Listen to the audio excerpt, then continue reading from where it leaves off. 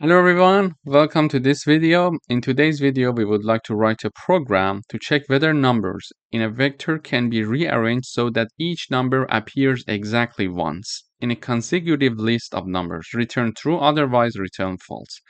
So first of all, we need to see if there are some duplicate numbers in the vector, and then to check if they are in a consecutive list or not. To do that, we need to navigate through the solution in 3 steps. First, we are going to sort the vector. It would be easier to check for duplicates if we are having a sorted vector. This is why we are going to sort it. Then we are going to check for duplicates, and then we are going to check for consecutive numbers. Okay, here is my program. This is the main function.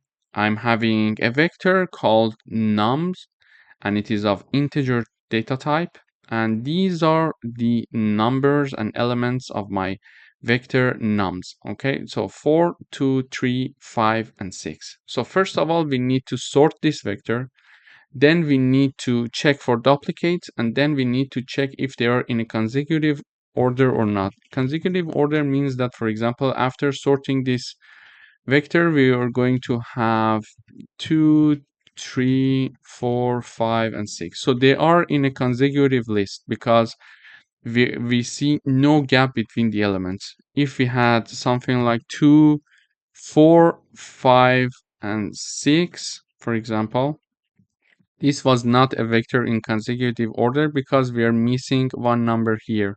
3 is missing, therefore there is a gap. In order to check if numbers are in a consecutive order or not, we need to first sort the vector and then check elements 2 by 2 to make sure that they are in a consecutive order. So this is an example of a consecutive ordered vector, this one, and then this one is an example of non-consecutive order, okay, because we are missing number 3 and there is a gap here. So I'm having my vector here, and then I would like to write a function to do the work for me. And basically, I'm having one if-else condition in the main function. So we are saying that if this function uh, that is called can form consecutive sequence, and we are passing this vector nums as the argument, if this function is going to find the answer true for us, if this function is going to return the answer true, we are going to enter this part. So we are showing this message true, the numbers can form a consecutive sequence. Otherwise, we are going to have this message saying that the numbers cannot form a consecutive sequence. But let's go and see what this function does. So when we have this if condition, the compiler is going to execute this function. So this function is here, and this is the function. The full function is here. The name of the function is this one, can form consecutive sequence. It is of Boolean type, so it is going to return a Boolean, so either true or false. Then it accepts one argument, and the argument is of vector type and integer. So the argument is vector of integer data type, sorry. Then we are using the const and call by reference. Why we are using the call by reference? Because we don't want to make a copy of the vector and then work with the copy. When we are having the call by value, we don't need to have this reference here in the argument of the function, and we are working with a copy version of the vector. But when we are having a call by reference, and this is the sign of the call by reference, we are having the AND operator here, okay? So when we are having it, we are going to directly work with the vector, okay? So it's a good way to save memory. But the thing is that we may accidentally going to make some modification to the original vector when we are using the call by reference, because call by reference is directly working with the original vector in here, okay? This is why I'm typing down the const keyword, making it impossible to modify the vector. So this is to ensure we are not going to accidentally modify the num vector when we are using the call by reference. Okay, so this function is having one argument. This is the name, and it's of Boolean type, so it is going to return either false or true. First of all, we check to see if this vector is empty or not. So if the vector is empty, we cannot work with it. This is something to just check. So we cannot work with a vector that is empty. And in case that the vector called nums is empty, return false. And in order to check if a vector is empty or not, we simply type down the empty in empty parentheses, and this is going to check for us. Okay. The first step is to create a copy of the vector and sort that vector. In order to create a copy of the vector, the original vector, we are going to declare and initialize a new vector called sorted nums. It's a vector of integer data type, and we are assigning the original vector nums, which is passed as an argument to this function. We are assigning that to our new declared vector here. So sorted nums is our new vector. We are copying it to a new vector because we don't want to mess with the original vector, and we don't want to do something with the original vector, and it is a bit consecutive way to work with the original vector. So I use the constant keyword to make sure I'm not modifying it, and I'm just making a copy of this vector to another vector, and I'm going to work with this vector that I feel safe about. Then, in order to use the sort function, we need to include this header. Just remember, you need to have the algorithm header.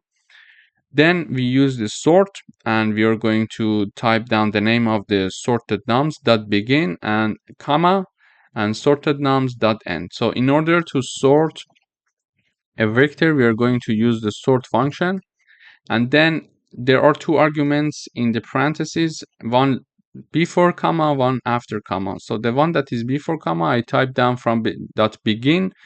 It means that I'm going to start sorting this vector from the beginning, and I'm going to continue until the end of it, which is on the right side of the comma. So now I'm having a sorted vector that is like this: 2, 3, 4, 5, and 6. Okay, so the original vector was 4, 2, 3, 5, 6. Now I'm having a vector that is 2, 3, 4, 5, 6. Now it's the time to check for duplicates and check for to see if numbers are in consecutive orders or not.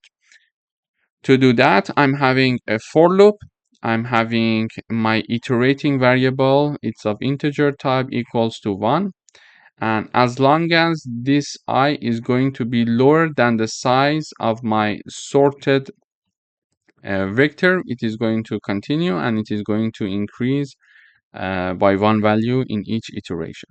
Then we check this condition. Okay, we check if the ith element of the sorted nums vector equals to the sorted nums I minus 1 element. So let me type it down here. So basically it checks to see if number 3 equals number 2. Why?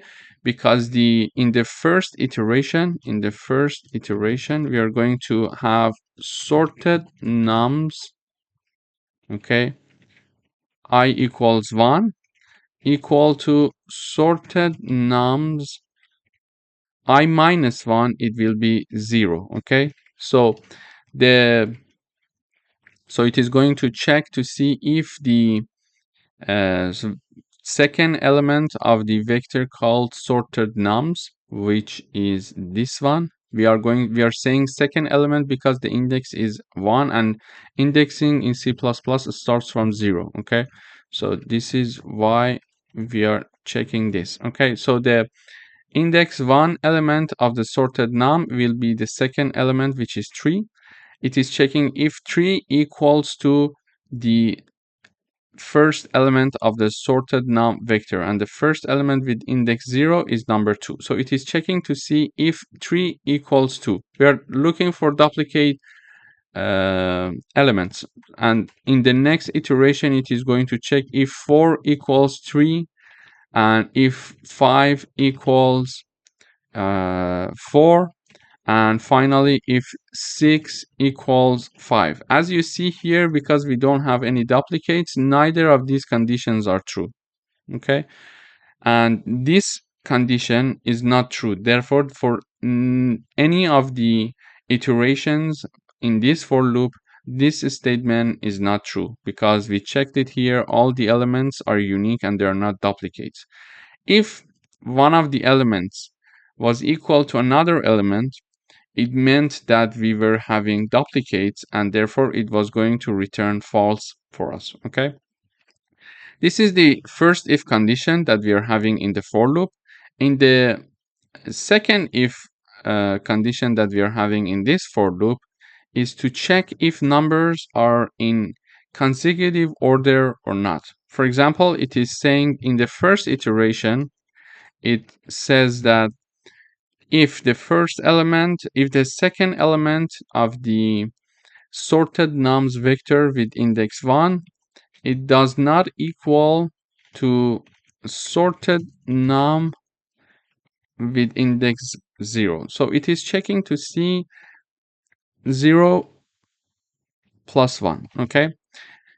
It is checking to see if one element minus 1 equals to the previous element or not. So in order to check if numbers are in consecutive orders, it means that they should be, for example, 2, 3, 4, 5, 6. And the difference between any two consecutive element is only 1.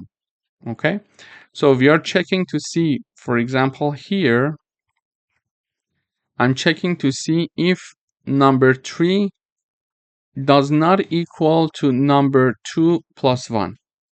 Okay? Here is my sorted vector. Let me copy it here. When I copy it here. Okay. So this is my sorted vector. And these are the indexing 0, 1, 2, 3, and 4. Okay. So in the first iteration, when I equals 1, we are going to check if sorted nums with index 1 does not equal to sorted nums 1 minus 1 will be 0. Therefore, I'm going to type down 0 plus 1.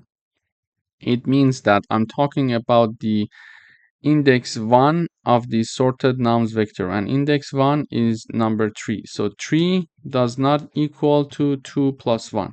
And this statement is not true because the left hand side equals the right hand side. If it was not, if this statement was true, we are going to return false. But this statement is not true, therefore we are not going to enter this if condition.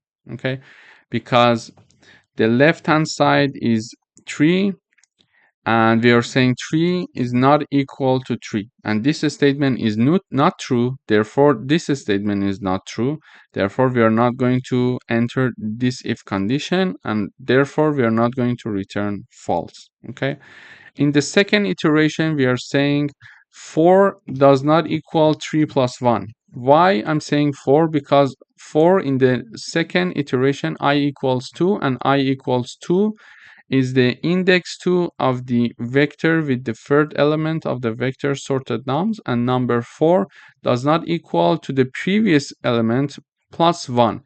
Previous element plus 1 is 3 plus 1, and indeed 4 equals 4, and therefore this statement is not true, and therefore this statement is not true, and therefore we are not going to enter this if, and we are not going to return false. And we are going to continue saying that 5 is not equal to 4 plus 1, and this is not true again. 6 does not equal to 5 plus 1, and this one is also not true.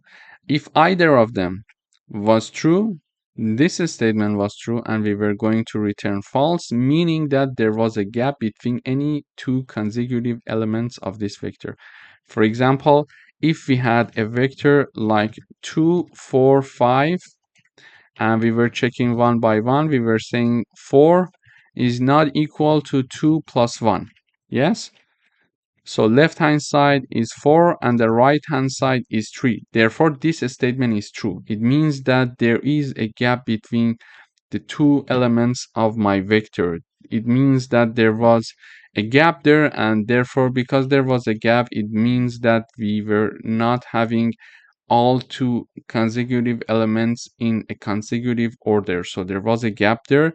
Therefore 4 does not equal 3, therefore it was true, and if it was true, then this statement was true. Then we were entering this if and we were returning false, saying that okay, gap found and they're not consecutive. Okay, so this function is going to work for us like this. Let me review it one more time. So we are going to call this function with the vector argument called nums. So we are passing this vector as argument for this function.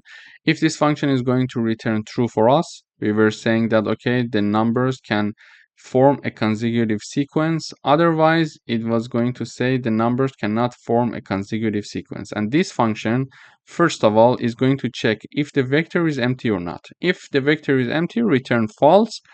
So we are going to say the numbers cannot form the consecutive sequence.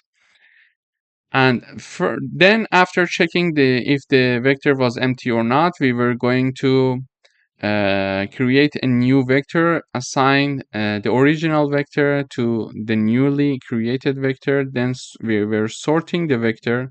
Then we were having a for loop here. And in the for loop, we were checking two things.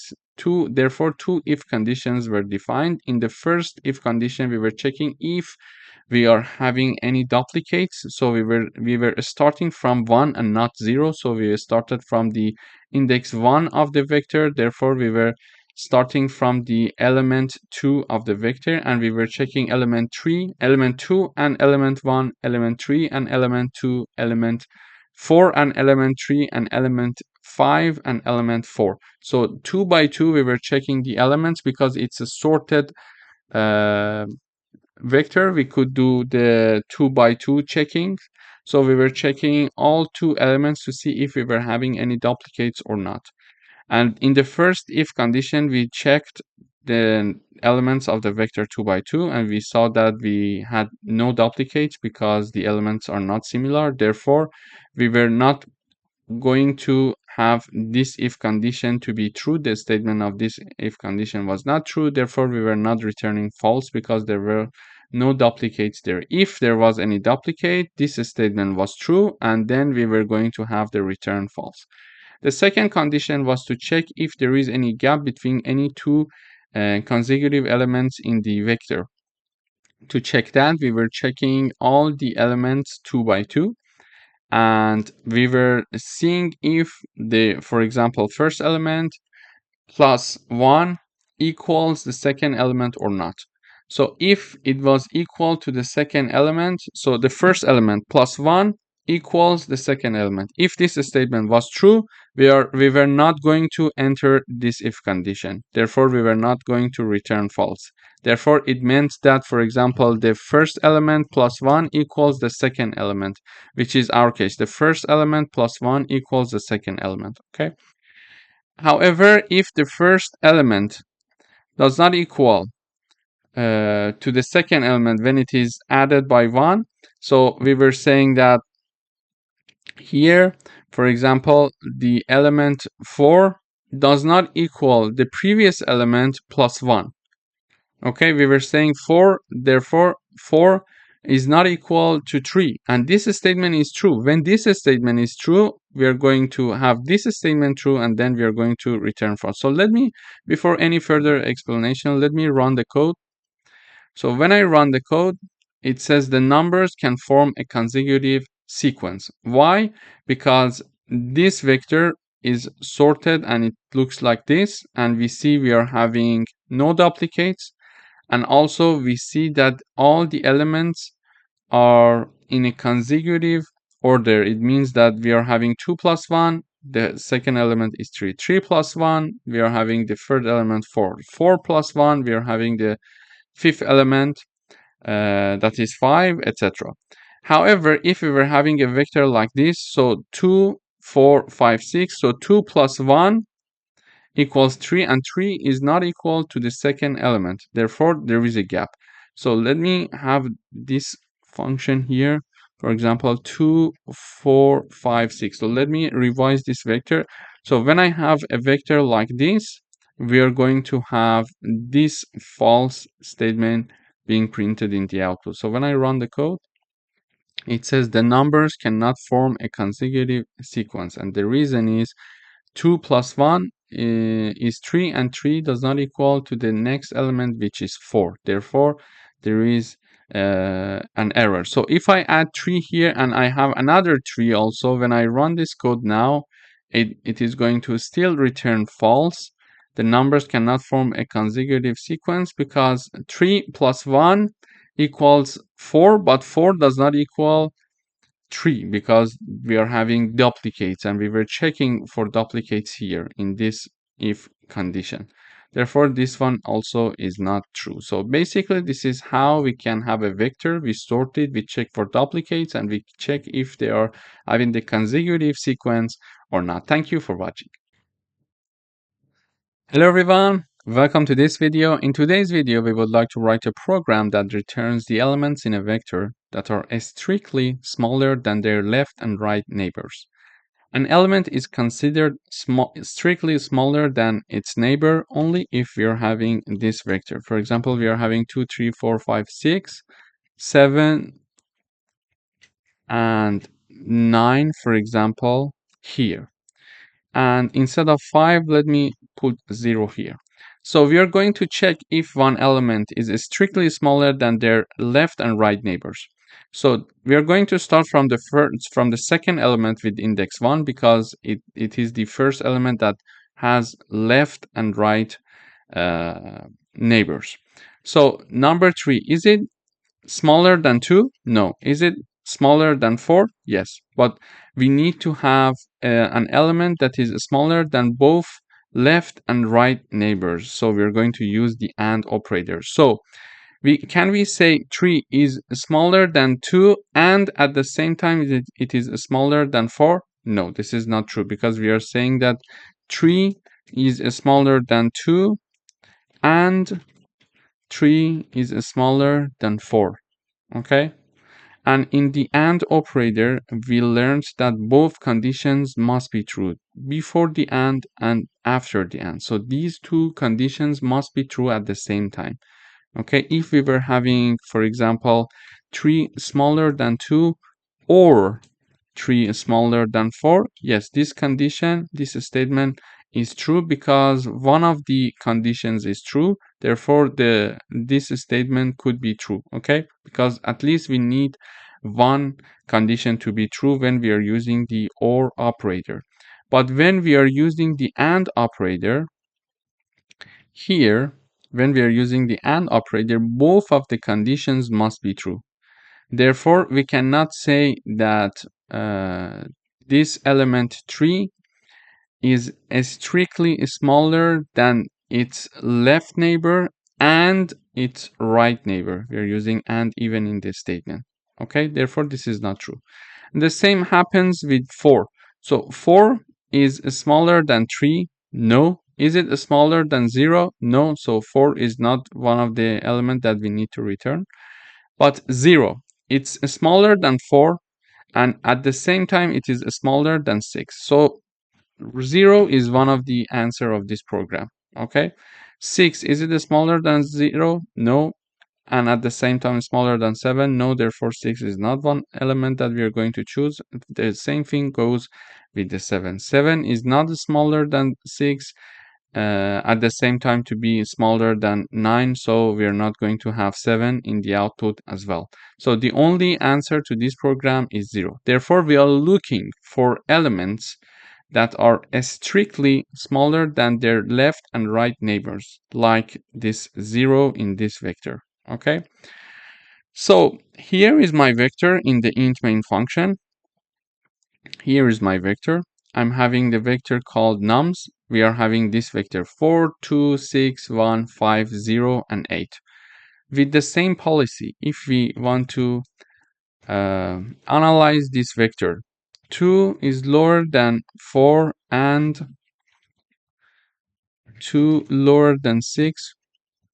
And then we are going to have 6 lower than 2 and 6 lower than 1. Then we are going to have 1 lower than 6 and 1 lower than 5.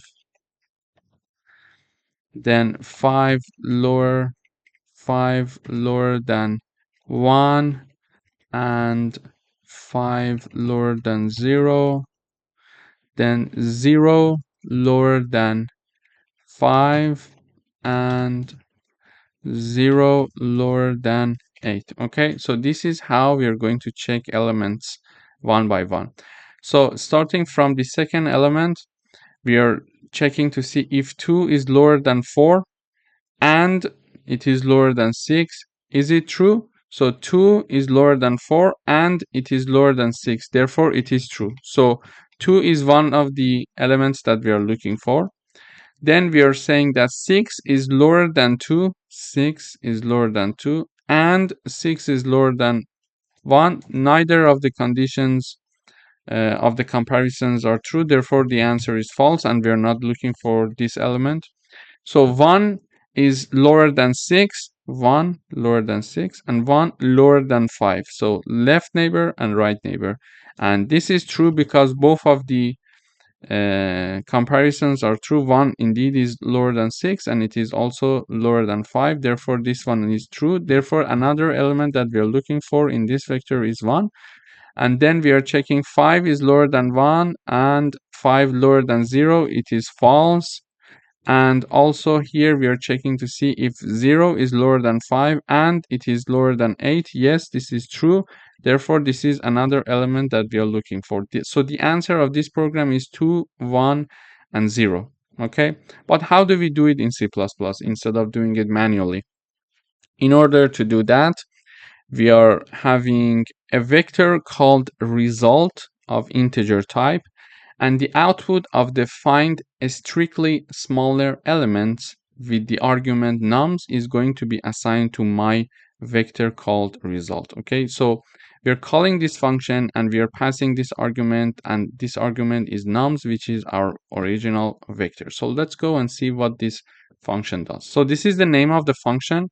This function is going to return one vector for us. Okay, the output of this function is return of integer type. So this is why the function, when it is called, the output is assigned to this vector, because the output of this function is a vector of integer type. And as the argument, we are having the vector in the argument. You see vector of integer type. We are having the call by reference because we don't want to make a copy of the vector and work with the copy. We are going to have the original vector to work with. This is why we are having the AND operator, which is a sign of using the call by reference. And I'm using the const keyword in order to make sure that I'm not going to modify by accident this vector, because we are using the call by reference. We are working with the original vector and we don't want to make any modification to that. Therefore, to be conservative, I'm going to use this keyword to make sure I'm not making any mistake and I'm not modifying the vector. So here I'm declaring a vector called result. It's of integer type, and we are going to have a for loop to check if elements are strictly smaller than their left and right neighbors. To do that, I'm having a for loop starting from 1, and we're going to continue this loop as long as I is lower than the size of the original vector that is passed to this function minus 1. And because we are not going to check the last element, and also we are starting from 1 because we don't want to start from the first element, because the first element does not have the left neighbor. So the first element that has the left neighbor is the second element. Okay, and we are going to continue until 1 to last number, because this is the last number. This one is also not having the right neighbor, so we want to end until we are going to work until this element 1 to end. This is why we are having the size -1, and I is going to increase by 1 unit in each iteration. And basically in iterations, we are going to check if for example, the second element is lower than the first element and the second element again is lower than the third element. So basically, in the first iteration, when I equals 1, it means that nums 1 lower than nums 1 minus 1, which is 0. I'm going to type down 0. And nums 1 is lower than nums 1 plus 1 means 2, so I'm going to type down 2, okay? And this vector, we know the index. So let me type down the index here. So here, this one is 0, 1, 2, 3, 4, 5, and 6, okay? And in this for loop, we are going to start from the index 1, and we are going to continue until index 5. And here I'm checking the index 1 of the nums vector, which is number 2, is lower than the index 0 of this vector, which is 4. And 2 also is lower. Okay, 2 also is lower. The index 1, which is 2, is lower than the index 2, which is number 6. This is true. If this condition is true, we are going to enter this if statement, and we are going to push back that element of the nums vector into our result vector. So now the result vector equals 2 after the first iteration. Okay. In the second iteration, it is going to compare 6 with 2 and 1. So 6 is lower than 2 and 1, no. So when the answer is no, this statement is not true. Therefore, we are not going to enter this if condition. Then it is going to compare 1 with 6 and 5. So 1 is lower than 6 and 5, yes.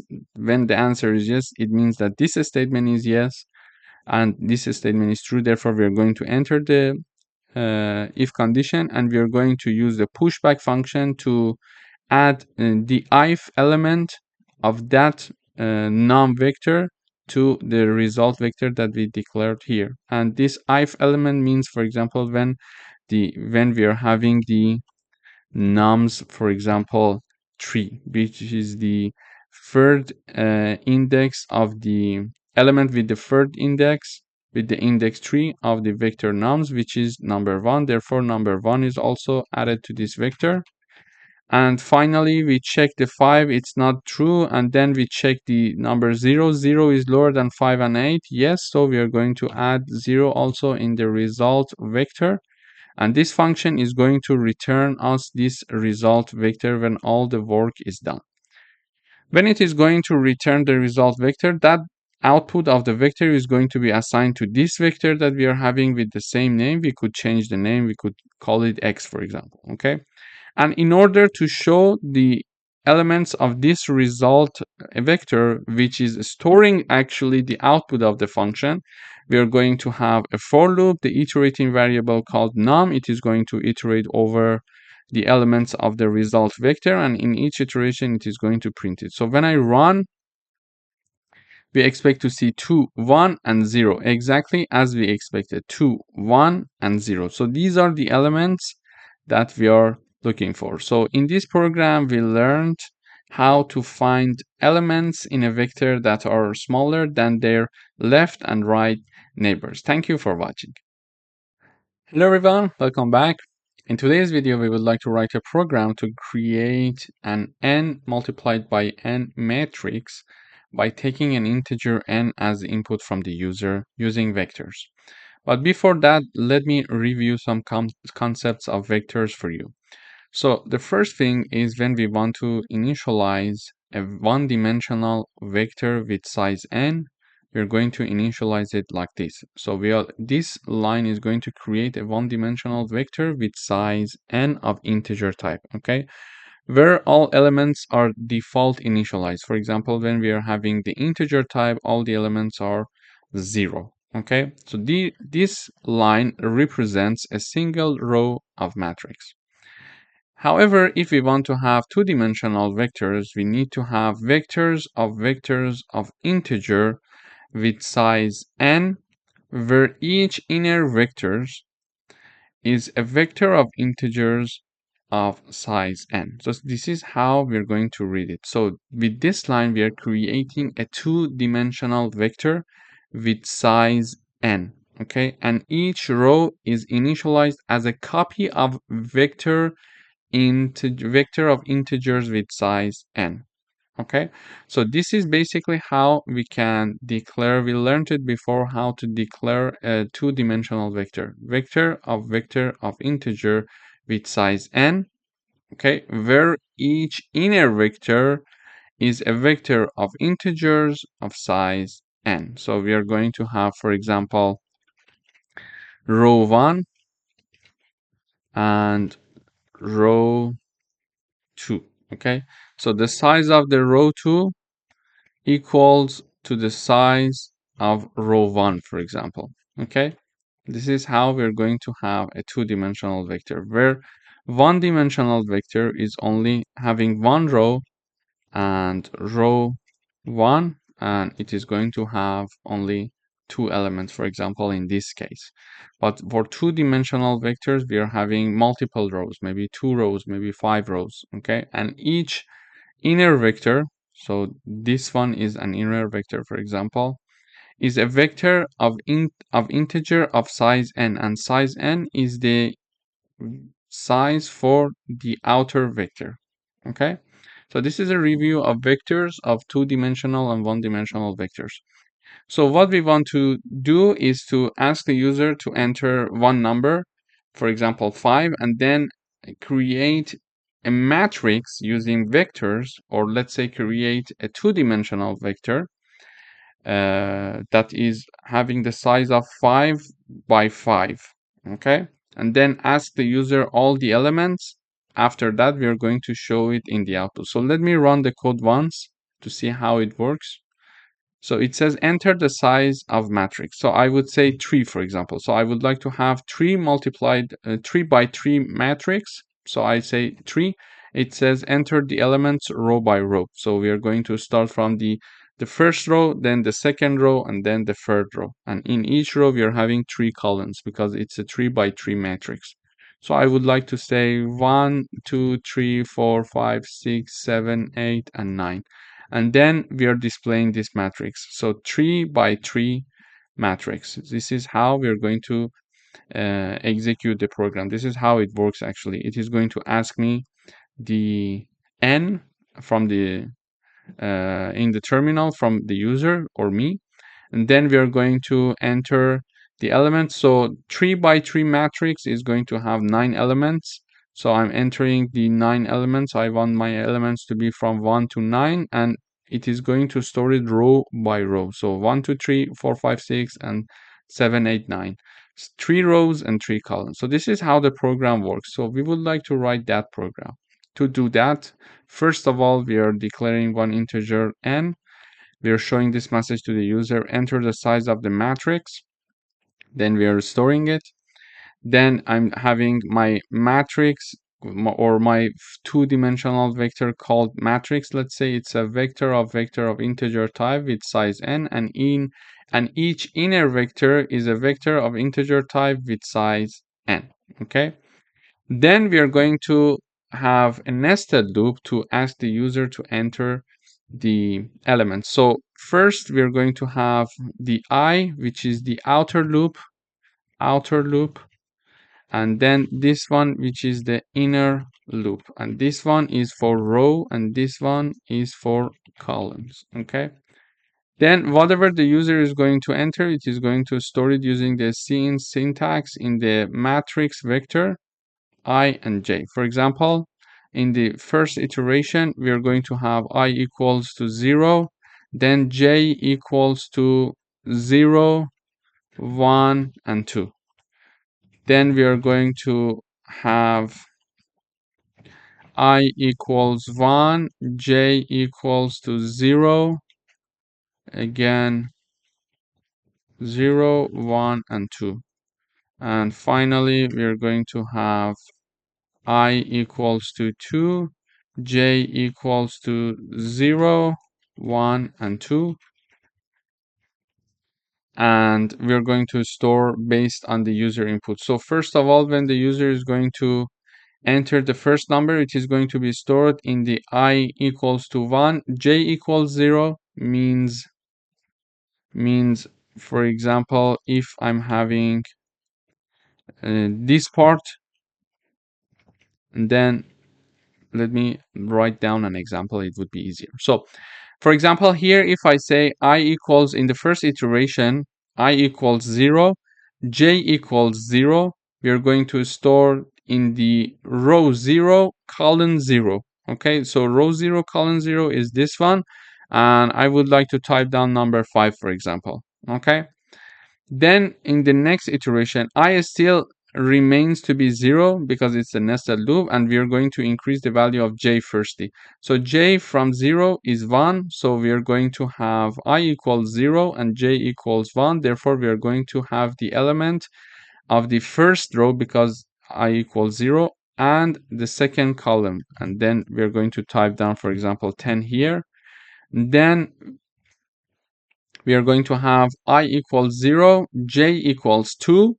Therefore, we are going to type down in the first element and third column. And therefore, I'm typing down, for example, number 15 to be there. Okay. Then when all the iteration for j is finished, we are going to now increase the value of I from 0 to 1. And then we are going to enter the j one more time. So I equals 1, when j equals 0, when j equals 1, when j equals 2. So we are going to fill the second row for column 1, column 2, and column 3. So I type down, for example, 20, 25, and 30. Okay, and then when all the iteration for j is finished, we are going to increase the value of I one more time, and I equals 2. And 2 is lower than n, which is 3. Yes, so we assume that the user is going to enter n equals to 3. It's just an example. So I equals 2 and j equals 0, 1, and 2. So the third row and 1, 2, 3 columns are filled. For example, 35, 40, and 45. So let me run the code up until here so we see.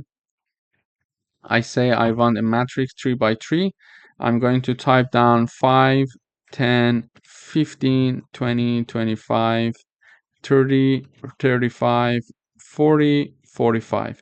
And we are displaying this matrix exactly as we expected here and as we analyze through the nested loop. Okay, 5, 10, 15, 20, 25, 30, 35, 40, and 45 is the output. Okay. But after storing all the elements in the two-dimensional vector, we need to show it in the output as well. So I'm showing this message saying that the 3 by 3 matrix is, and then we are having a nested loop. Again, I from 0 until it is lower than n, and it is going to loop through rows, and here it is going to loop through columns, j for us, starting from 0 until j is lower than n, and then we are going to print and show this matrix element in the output. For example, when I equals 0, j equals 0, 1, and 2, so it is going to print for us 5, 10, and 15. Okay, so the first row, which is I equals 0, and then 3 columns. First column, second column, and third column, which is 5, 10, and 15.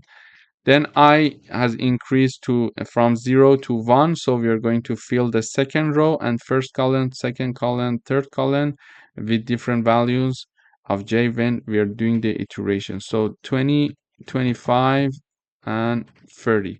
Okay, and finally when I equals 2, we are going to have 35, 40, and 45.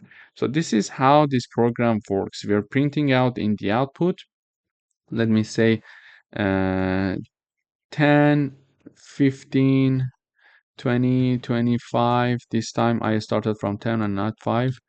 30, 35, 40, 45, and 50. Okay, so this is the matrix 3 by 3, and we are having the output of the matrix here. So we learned how to declare a two-dimensional vector with size n. We read n from the user. We had a nested loop to get all the elements one by one of these two-dimensional vector called matrix from the user, and then how to display it in the output. Thank you for watching. Hello everyone, welcome back. In today's video, we would like to write a program to capitalize the first character of each element of a given string vector and return the vector. So here in the int main function, we are having a vector of a string called words, and it has these 4 elements that are a string. This is why we have a vector of a string, okay? These 4 strings here, I would like to have them in this way. So the first letter of each of them, I would like to be capitalized. And in order to do that, we need to define a function. Here is my function. So first of all, we are declaring and initializing a vector of a string called words. Then I'm having a function called capitalize first letter. And I'm passing one argument called words to this function. And the output is assigned to words vector. So we are having a vector being initialized and declared here, and it is going to be modified by the output of this function. So when I have the call of this function, let me go up and see what's happening in the function. So this is the name of the function.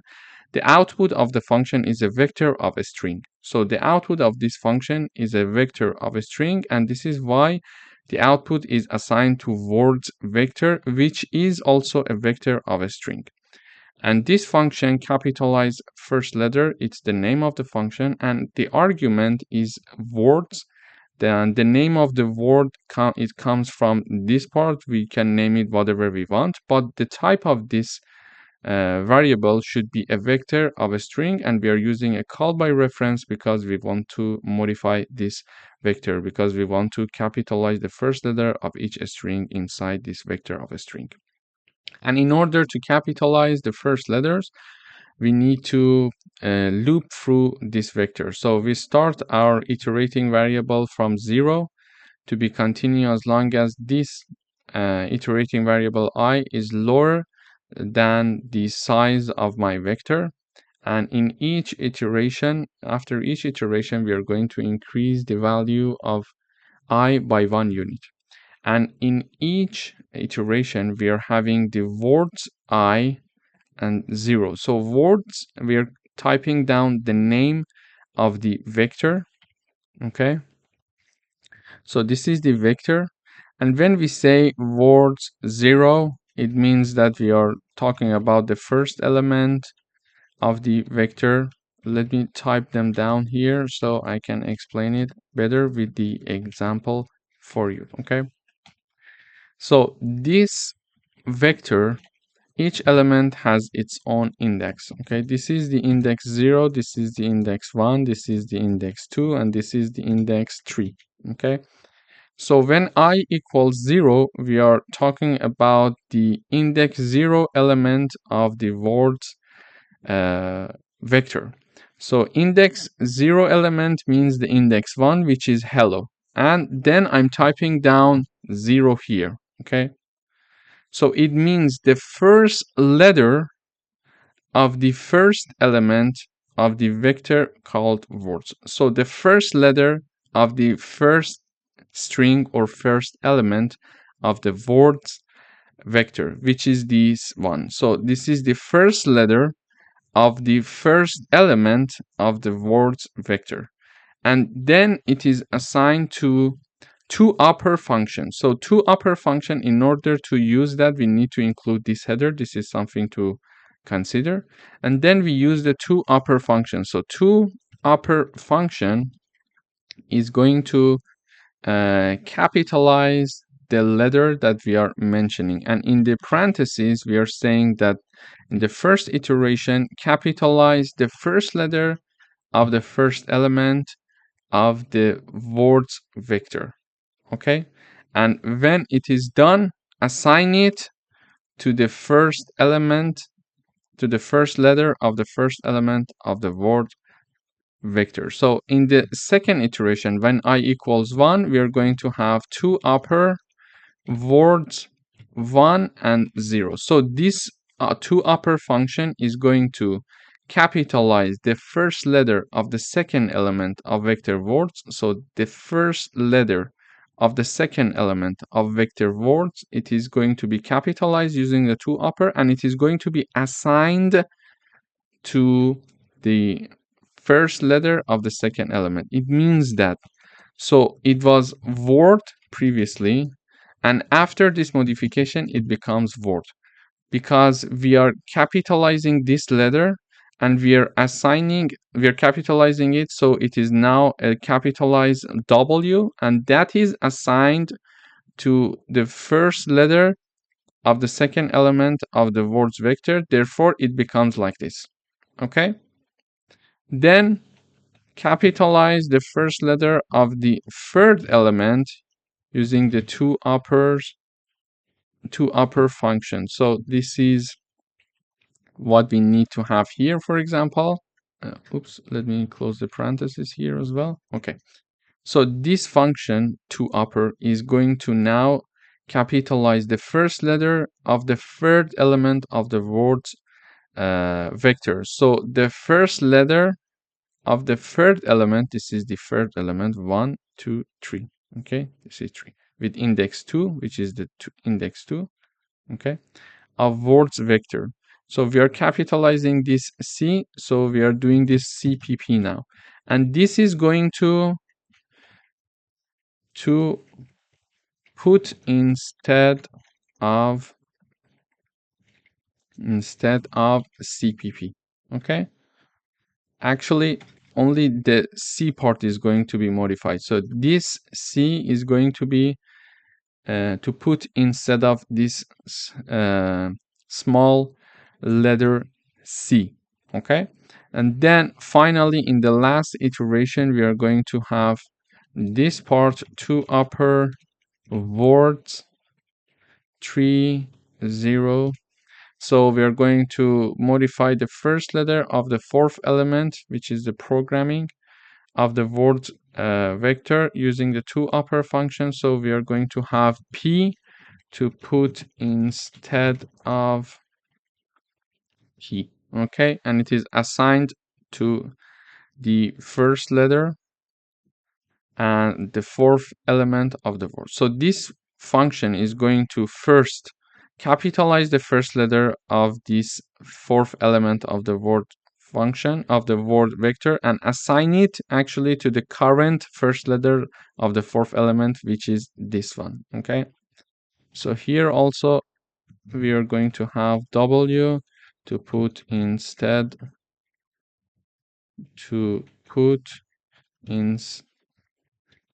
of W. And then here we are having H to put instead of H. Okay. After doing these modifications, after this for loop is finished, we are going to return these words. Okay, so we modified the vector and we are returning it. So the return of the function is a vector of a string, which is true, so we are returning it. Then the output of the function, which is a vector of a string, is assigned to words, which is also a vector of a string. Okay. Then we are having a for loop to now print the modified vector. So the printing the modified vector would be like writing a for loop starting from 0 until I is lower than the size of the vector. And then in each iteration, we are going to show the element of the word vector. So we are going to first have the first element, then word second element, then third element, and then the fourth element in the output. Okay, so when I run the code, here is my original vector. Okay, all of them are small letter, so they are lowercase. Here we see hello is starting with a capitalized H, the same with the second element, third element, and fourth element. Okay, so this is how we can actually have a function to uppercase the first letter of each element of a vector of a string, and then this is how we can print a vector of a string in the output. Thank you for watching. Hello everyone, welcome back. In today's video, we would like to write a program to separate odd and even integers into separate vectors. Okay, so here I'm having my main function. Here is the main function. I'm having one variable called n, it's of integer type. I'm having three vectors of integers that are called nums, odds, and evens. First of all, I'm going to ask the user enter the number of integers. So for example, the user wants to have a vector with 10 elements. Okay, therefore n equals 10. N equals 10. And then we are going to tell the user enter the integers. So we are looping from 0 until I is lower than 10. So from 0 to 9, we are going to have 10 elements. And whatever the user is going to enter, we are going to store it in the num variable. And we use the pushback function to assign that num into the nums vector of integers. So this is how we are creating the first vector. Okay, so the first vector is being created, and for example, the user is going to enter 10 elements: 1, 2, 3, 4, 5, 6, 7, 8, 9, and 10. So these are the elements of the vector called nums. Okay, and then we would like to separate even numbers of this vector and assign it to a vector called evens, and then separate the odd numbers in this vector and assign it to a vector called odds. So we are going to ask the user how many elements you're going to enter, then create a vector with that element, then separate the odd elements of that original vector that was created by the user, and push back the elements into the vector called evens, and also separate the odd numbers and push back them into the odd vector. So let me run the code once. When I run the code, it says enter the number of integers. I would say 10. So it says enter the integers 1, 2, 3, 4, 5, 6, 7, 8, 9, and 10. So it says the odd numbers are 1, 3, 5, 7, 9, and even numbers are 2, 4, 6, 8, and 10. So these are two created arrays from the original arrays that we created here. And this one is having the odd numbers, and this one is having only the even numbers. So we're going to create the original vector here by asking the user to enter the integers. Then we are going to call this function separate odd even, and we are passing three arguments: the original vector, the odds vector, and the evens vector. Okay, so when compiler sees this call of the function, it goes and starts to implement this part. Okay, so this is a function called separate odd even. It's a void type, so it's not going to return anything, and it has three arguments separated by commas. And in the arguments, we are having the vectors of integers, as you see for all of the arguments, vectors of integers, and we are having a call by reference. So we are going to work with the original vectors and not a copy of them. And because we don't want to change the original vector, which is called nums, as the first argument, this is the first argument of the function. So the first argument is the original vector that we are creating from the user. That one we are using the const keyword, so we don't want to modify that, and we're going to make sure that we are not modifying it accidentally. But for the rest of the arguments, the second and the third arguments, we are not going to have the const keyword because we indeed would like to modify them, because these vectors are now not having the odds and evens values, and we would like to push back some values into them. In order to push back values and add some numbers into these two vectors, we are going to loop through the first and original vector. And how do we know that a number is odd or even? So a number is even if it is divided by 2 and the remainder of this division equals 0. Okay, otherwise it is an odd number. So this is how we can identify even numbers and odd numbers. So if a number is divided by 2 and the remainder of this division equals 0, it means that number is even. Otherwise, it's an odd number. So we are iterating through all the elements of the original vector called nums. We are having for each variable num in the nums vector, if num divided by 2 and the remainder of this division equals 0, push back that num into the evens vector. Otherwise, push back that num into the odds vector. So for example, it is going to, in the first iteration, it is going to divide 1 by 2 and the remainder of this division equals to 0. This is the first condition. Is this statement true? No, this is false. Because this statement is not true, it is going to jump into the else and add this 1, which is the first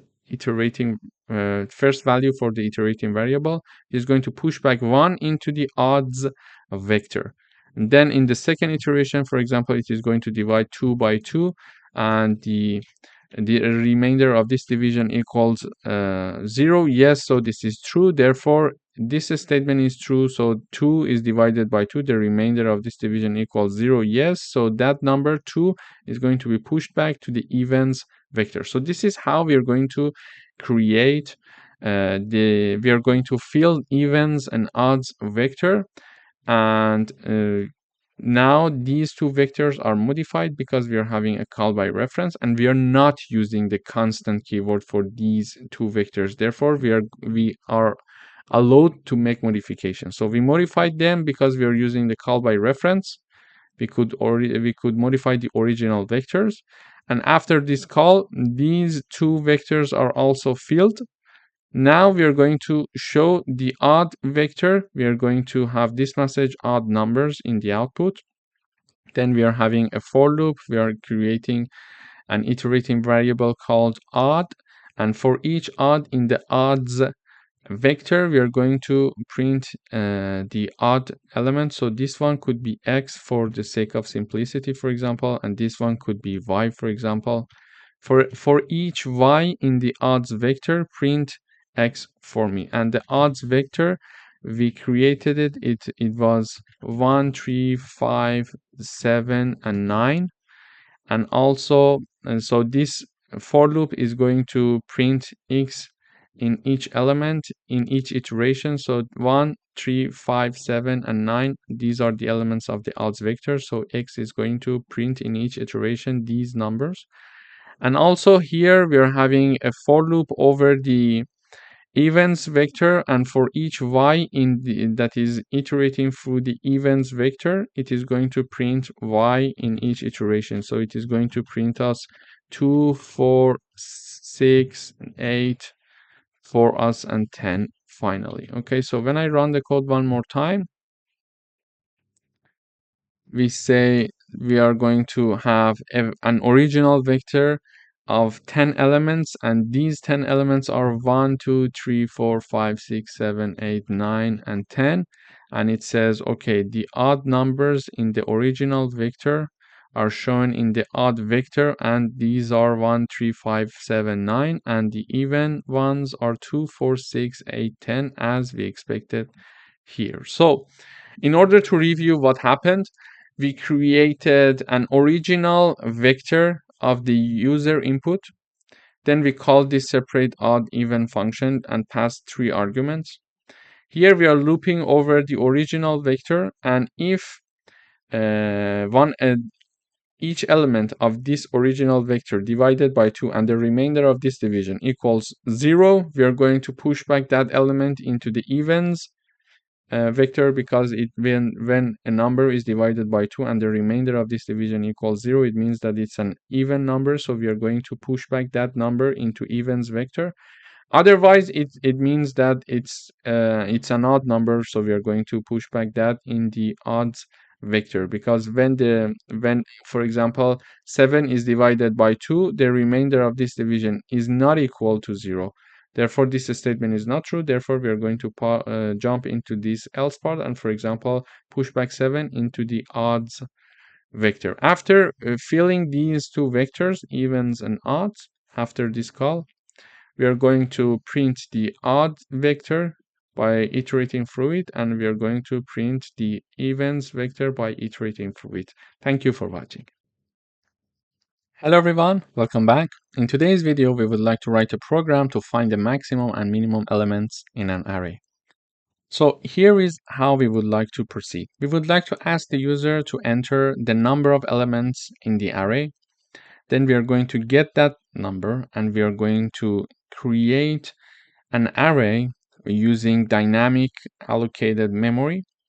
Then we are going to ask the user to give us the elements that they want to have in their array. Okay, so then we are going to fill the array, and the array is created and initialized and it has some elements now. Then we are going to find the minimum and maximum elements of this array by going through all the elements of this array using a for loop. So here is my integer n being declared. We are going to ask the user enter the number of elements in the array, and we are going to store it in the variable n. Then we are just checking to see if n is lower than or equal to 0, saying that invalid size of the array. So, and then return 1 to exit if the input size is invalid. And if n is larger than 0, we are going to create an array. So we are going to have a dynamically allocated memory for declaring an array with size n, and this n was taken from the user. Then we are going to show this message. So enter, for example, n elements that you would like to have in your array. We are going to have a for loop starting from 0 until n, and in each iteration we are going to store whatever the user is going to enter as the ith element of array. So for example, if n equals 5, we are going to have 5 elements in our array starting from 0 till 4. Okay, so these are the numbers that our iterating variable I is going to take from 0 to 4. Then, for example, when I equals 0, we are going to enter the first element of the array, and it is going to be stored as the first element of the array using the cin. Okay, so in the first iteration, whatever that we enter, it is going to be stored in the first element of the array, which we know that the first element of the array has the index 0. When I equals 1, we are going to enter, for example, the second element of the array, and we are using the cin syntax to store it as the, for example, ith element of the array called arr here. Okay, until the end. After this has been done and all the elements from the user has been read, we're going to have two variables. So two variables are called max element and min element. They are of integer types, and we are initializing them to be the first element of this array. This is just an assumption. Okay, just imagine that I would like to have an array with size 5, and the elements of the array are 1, 2, 3, 4, and 5. Okay, and then I am having this assumption that max element equals 1 and min element equals 1 as well. This is just an assumption for the beginning, and we're going to change it later on. Okay, after having this initialization, we are going to iterate through the array. To do that, I'm having my iterating variable I starting from 1. It is going to continue as long as I is lower than n, and we're going to start from 1 because, and not from 0, because the index 0 is for the first element, and first elements are already assigned to min and max, and we are going to, in each iteration, we are going to compare the current element with min and max element. Therefore, we don't need to start from 0, although we could do it, but there is no need because already we know they are assigned to these two elements. Okay, so in the first iteration, I equals 1. Okay, I equals 1. When I equals 1, we are here comparing if, let me type it down, if the second element of the array is larger than max element. And it means that the second element of the array, we assume that this is my array. So the second element is number 2. So number 2 is larger than number 1 because the max element, we initialize it to the first element and the first element is 1, therefore max element is 1. So if 2 is larger than 1, meaning that the second element of the array is larger than the max element which was initialized with the first element, then if this is true, which is true in this case, assign that element to max element. So max element equals 2 now. Okay, and then assign that element to max element. So if, for example, when I equals 1, if the index 1 element, which is the second element of this array, is larger than max element, which is 2 larger than 1, if this statement is true, enter this if condition and assign that element, which is 2, to be new max element. So this is my updated max element. Okay, and then again here, when I equals 1, we are saying that if the second element of the array is lower than min element, we're going to check. It means that the second element is 2. Is it lower than the first element? No, it's not lower than the first element. So this statement in the first iteration when I equals 1 is not true. Therefore, we are not going to enter this if condition. So we go up and now I equals 2. Okay, so let me type down I equals 1 here, not here. We go up and I now equals 2. I equals 2. When I equals 2, we are going to have this if condition to check. We say that the third element of the array is larger than max element. Okay, it means that the third element of the array is number 3. Okay, so number 3, we are checking to see if number 3 is larger than max element, and max element was number 2. Okay, and this statement is true. Is it true? Yes. So the third element is larger than the the max element, sorry.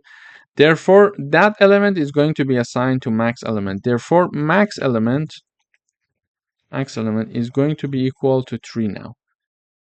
Then we are going to have it here. Okay, now I equals 2. We are going to have the third element of the array lower than min element. Okay, element. In this case, we are going to have the third element, like number 3, to be lower than 1. Is it true? No, it's not true. Therefore, this statement is not true, and therefore we are not going to enter this if condition. Okay, if it was true, for example, just imagine instead of 3 lower than 1, we had something like 3 lower than, for example, 5, for example. Just imagine. If this was true, then it meant that this was true, and then 3 would have been assigned to be the min element. Okay, but this is not the case in our example here. Then we are going to go up again, and we are going to have I equals 3. When I equals 3, we are going to have the fourth element of the array to be larger than max element, and we are going to have number 4 to be larger than 3 because the fourth element with index 3 is this element, and then the max element is number 3 here. So we say the fourth element larger than max element, so 4 larger than 3. Is it true? Yes, this is true. Therefore, we are having max element equal to 4. So because that ith element is assigned to max element. Okay. Then here again, we are going to say I equals 3. So 4 is lower than 1. Is it true? No, it's not true. Therefore, this condition is not true, and we are not going to enter this if condition. We are going to go back up again. We are having I equals to 4. So this is the last iteration, and we are having the fifth element of the array larger than max element. We are checking this if condition in here, okay? And we are typing it in here in the iteration when I equals 4. And this basically means to check if 5 is larger than 4. Is it true? Yes. When it is true, when this condition is true, we are going to enter this if condition, and here we are going to assign that number, which is 5, to be the max element, which is already 4. So max element equals 5. Then we are going to finish this if condition and enter this if condition to see if this condition is true or not. So here I equals 4, and we are saying that number 5 is lower than 5. Is it true? No, it's not true. Therefore, this part is not true, and we are not going to enter this part. And I equals 4 is the largest number that it could get because n equals 5, and I is going to continue as long as it is lower than 5. So 4 is lower than 5, and we cannot increment the value of I anymore. Therefore, this if condition is finished. And finally, we are going to show max element and min element parameter to the user. So when I run this code, it says enter the number of elements in the array. I would say 5. It says enter 5 elements. So 1, 2, 3, 4, 5.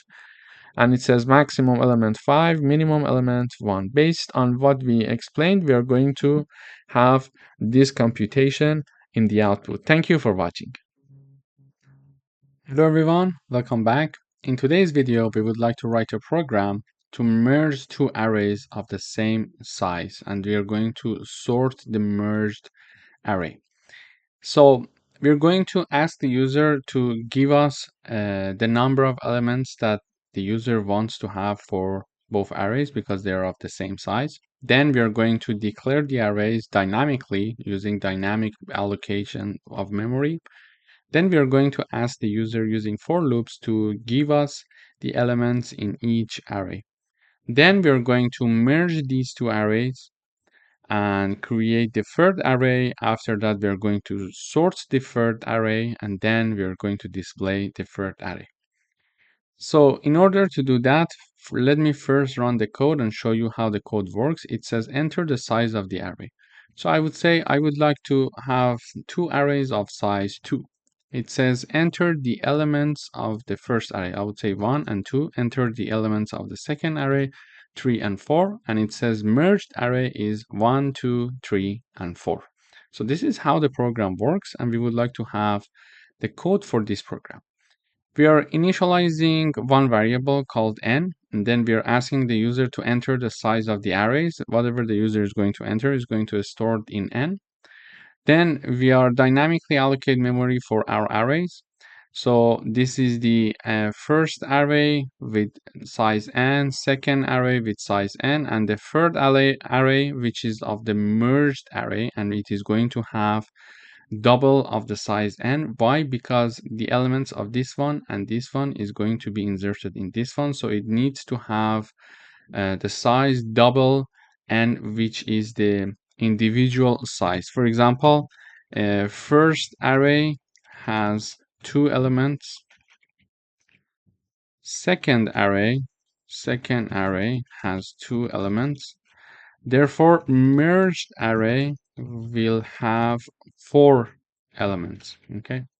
And if the user enters, for example, number 2 to be the size of the array, so we are going to have the first array with 2 elements, second array with 2 elements, and therefore we are going to have the merged array with 4 elements. So it is the double of the n that is entered by the user. This is the size of the merged array.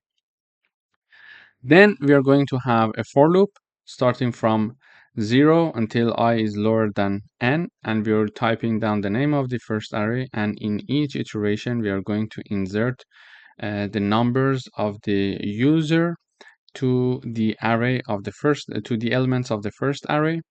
And then we are going to have another for loop here to insert the user input for the second element, for the elements of the second array. For example, here the user enters, they would like to have n equal to 2, for example, n equal to 2. Therefore, I will get values 0 and 1. So 2 iterations we are going to have. When I equals 0, the R1 element 0, and then we are going to have another iteration when I equals 1, and we're going to have this here. So in the first iteration, the user is going to enter the first element of the first array, and in the second iteration, the user is going to enter the second element of the first array, and we are going to have the elements of the array of the first array being inserted like this in this for loop.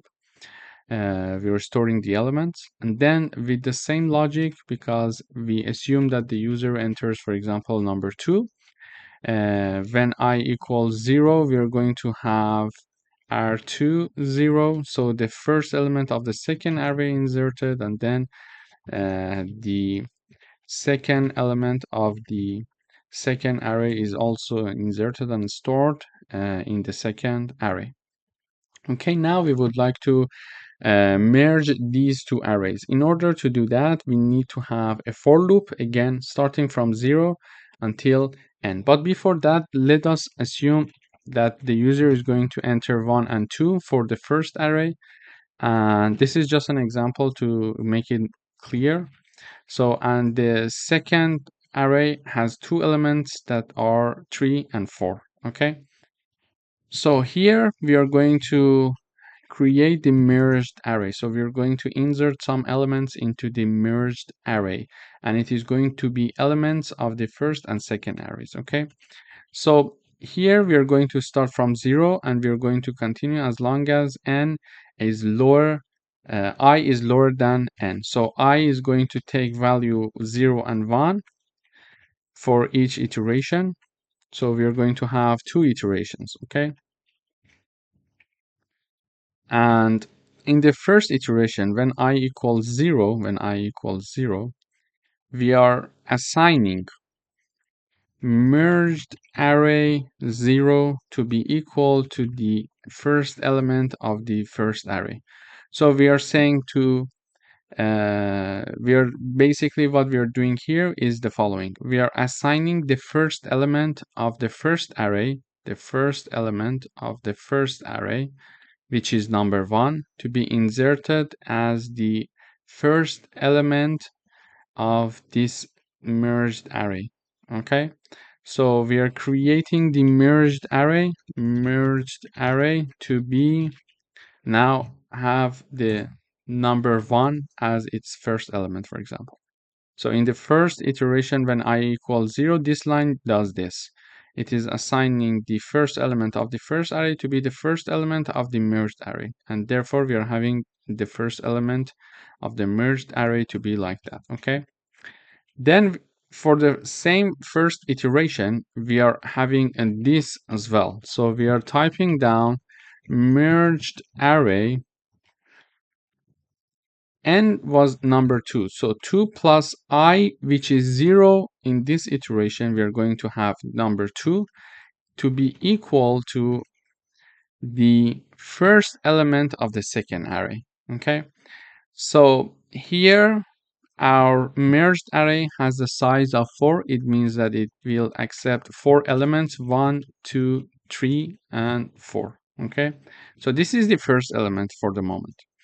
Here I'm saying that the merged array element n plus I, and I in the first iteration equals to 0, and n equals 2 because we assume that the user is going to enter the size of the arrays to be 2.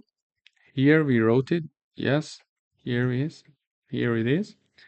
Then we are assigning the first element of the second array to be the third element of the merged array, which is here.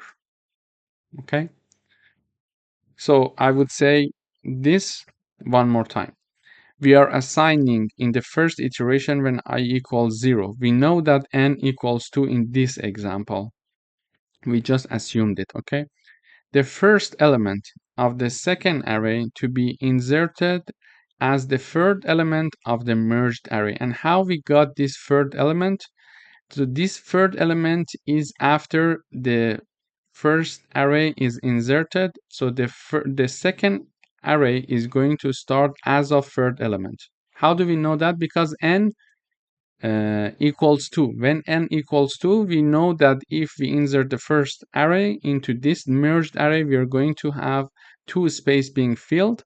Therefore, as of the first space is going to be empty. Therefore, the starting point of insertion of the second array for its first element is going to be n plus I. And in the first iteration, I equals 0, therefore it will be n the starting point of the insertion of the second array.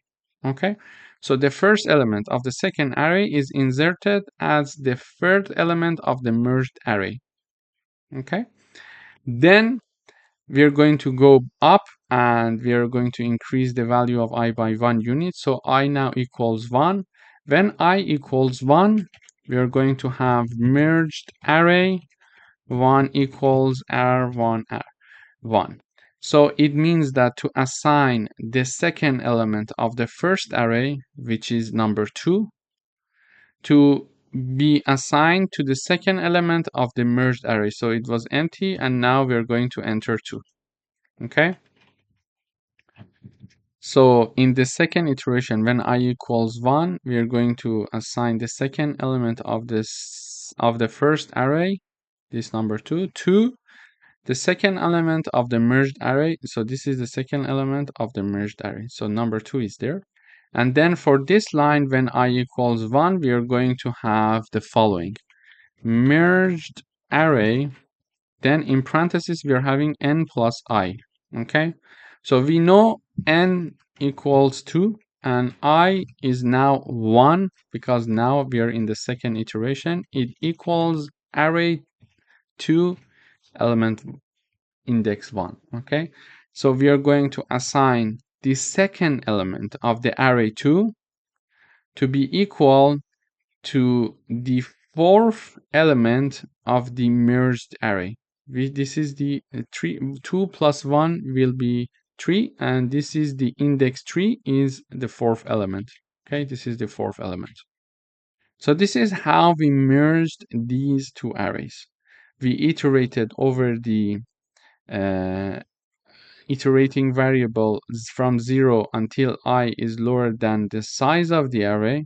Then in each iteration, when I equals 0 and 1, we are going to fill the first two elements because n equals 2 for the assignment of the first array to the merged array, and then we are going to use the last two elements for the insertion of the second array into the merged array. Okay, now the merged array is created and has 1, 2, 3, 4. So these are the numbers.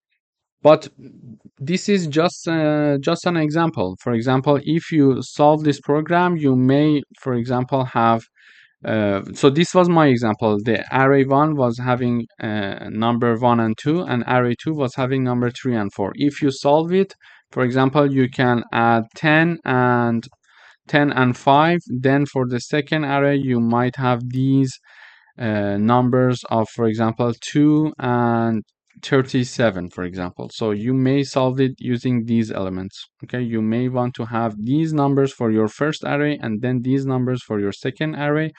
Then your merged array with this logic will be 10, 5, 2, and 37. Okay, next step is sorting the array. So when I was having this example for myself, so the first array is this, and this is the second array, and this is the merged array, and merged array is already sorted. Okay, and we are going to sort it anyway, but it is already sorted.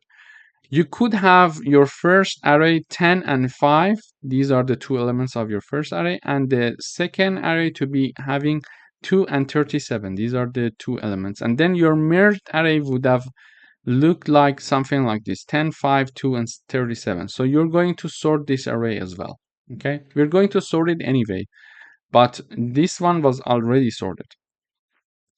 Then we are going to use the sort function. We are going to type down merged array and separate it with the comma, and then merged array plus 2 multiplied by n. And this merged array, so when we are using the sort function, we are going to show the starting point and ending point. Okay, so the starting point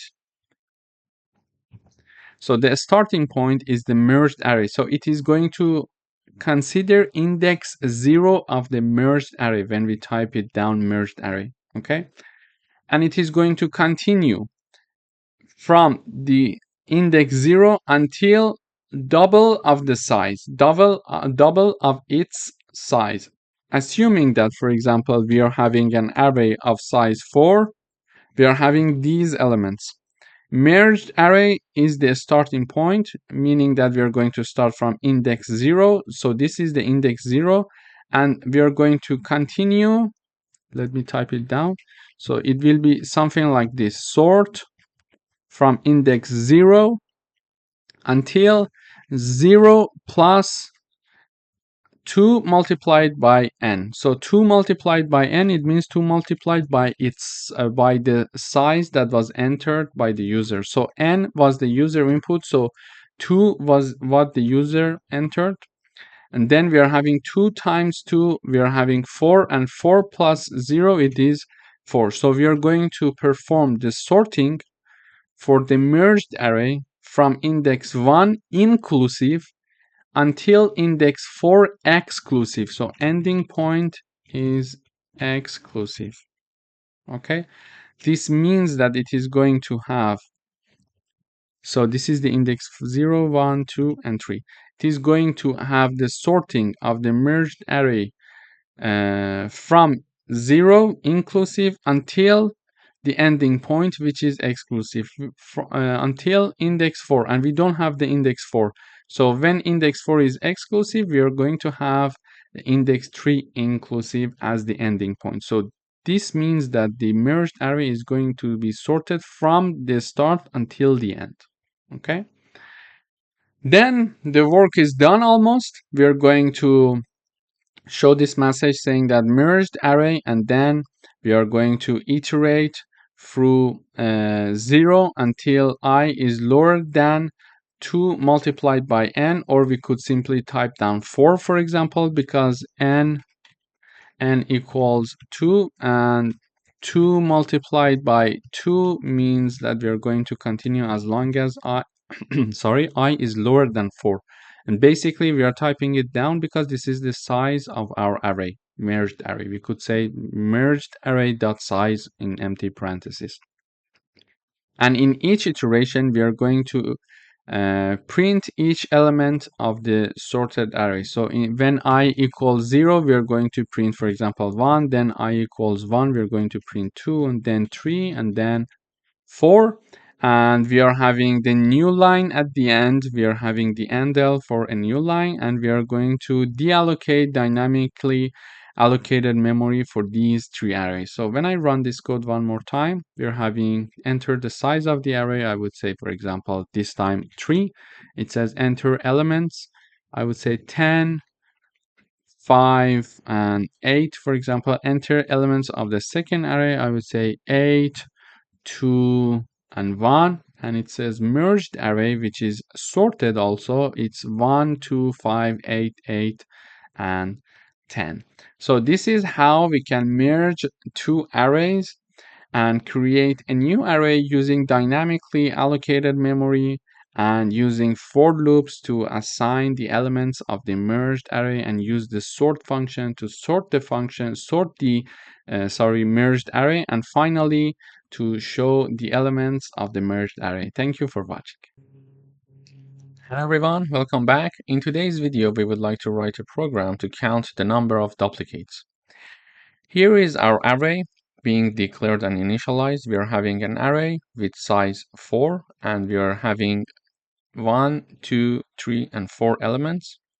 and the second element and the third element are repetitive. So we are having the duplicates. So we would like to write a program to count the number of duplicates. In this example, we see that we have one duplicate.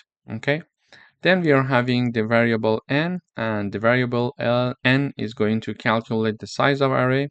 And in order to count the duplicate, we are having this variable duplicate count equals to 0, and we are initializing it to 0.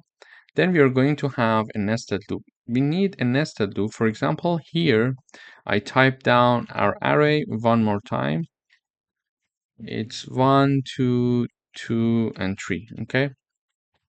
In order to understand if we have duplicates in this array or not, we need a nested loop. So the outer loop and the inner loop. So the outer loop, for example, I is the iterating variable for the outer loop. We're going to have the I equals to 0, then j equals to 2, 2, and 3. And we are going to compare each element with any other element. So we are going to compare if this element equals to this element or this element or this element. This way we are going to compare the first element with the second, third, and fourth element to see if we have any duplicates or not.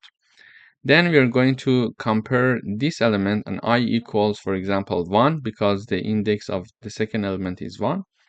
We are going to compare this element with this element, this element, and this element. So of course, we are not going to compare the second element with the second element because they are similar for sure, and we don't want to count that. So any similarities that are not having the same index must be tracked. So this one and this one, they are having the same index because they are the same element. So this is the second element and the second element is here. So the second element should not be compared with the second element, but it should be compared with the first, third, and fourth element. Also, for the third element, it should be compared with the first, second, and fourth element.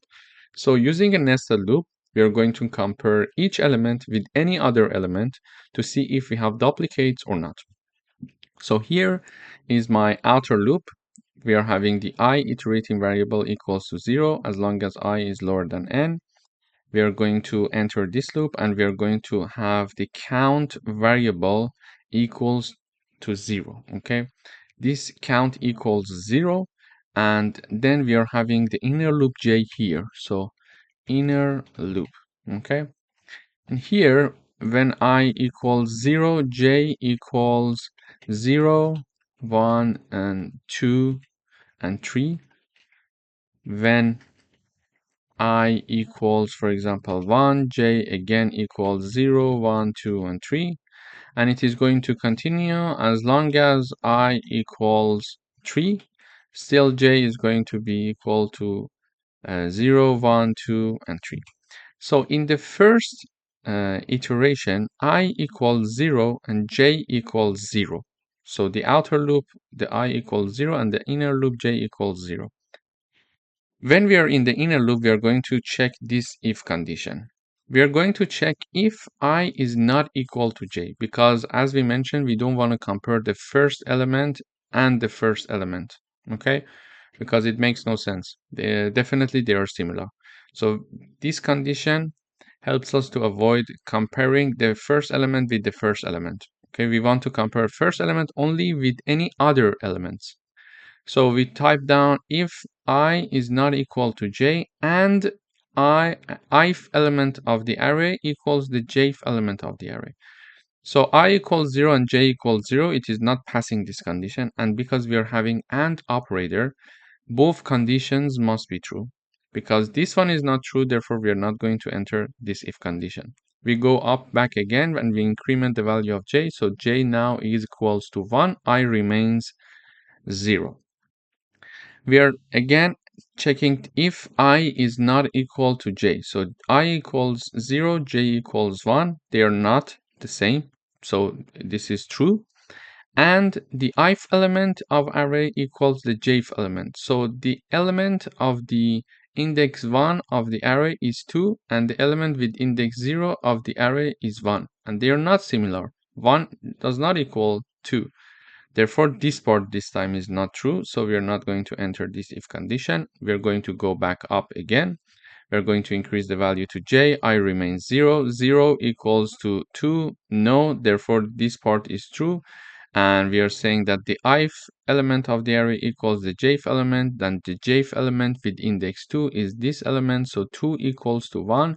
No, therefore this if condition is not true. And we are not going to enter this if condition. We go back up again and increase the value of j to 3. So now we are having I equals to 0 and j equals to 3. I is not equal to j. Is it true? Yes, because 0 and 3, they're not equal. And the ith element of array equals the jth element of array. So the ith element is this one and jth element is this one, and they're not equal. Therefore, this condition again is not true, and we're not going to enter this. And this inner loop is finished because j got the maximum value. So this loop is also finished, and we are going to check if count is larger than 0. We initialized count to be 0, and then if we were going inside this if condition, we were going to increment the value of count. But we couldn't go inside this if condition because we didn't pass the conditions of this if. Therefore, we didn't change the value of count, and count equals to 0. So if count is larger than 0, it's not larger than 0, it is still equals to 0. Therefore, we are not going to enter this condition, and this if is not executed. We go up. This time, we are going to increment the value of I. So I has changed from 0 to 1.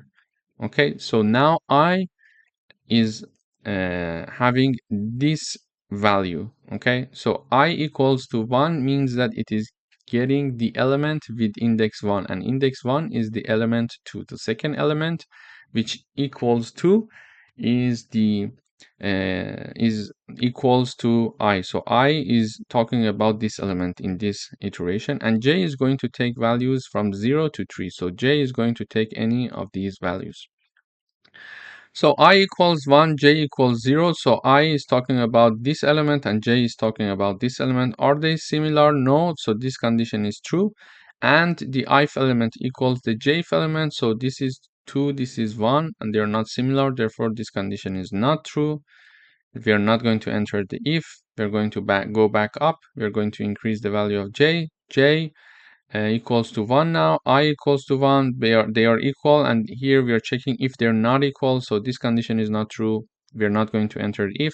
We're going to go up, increase the value of j. J equals 2. I equals 1.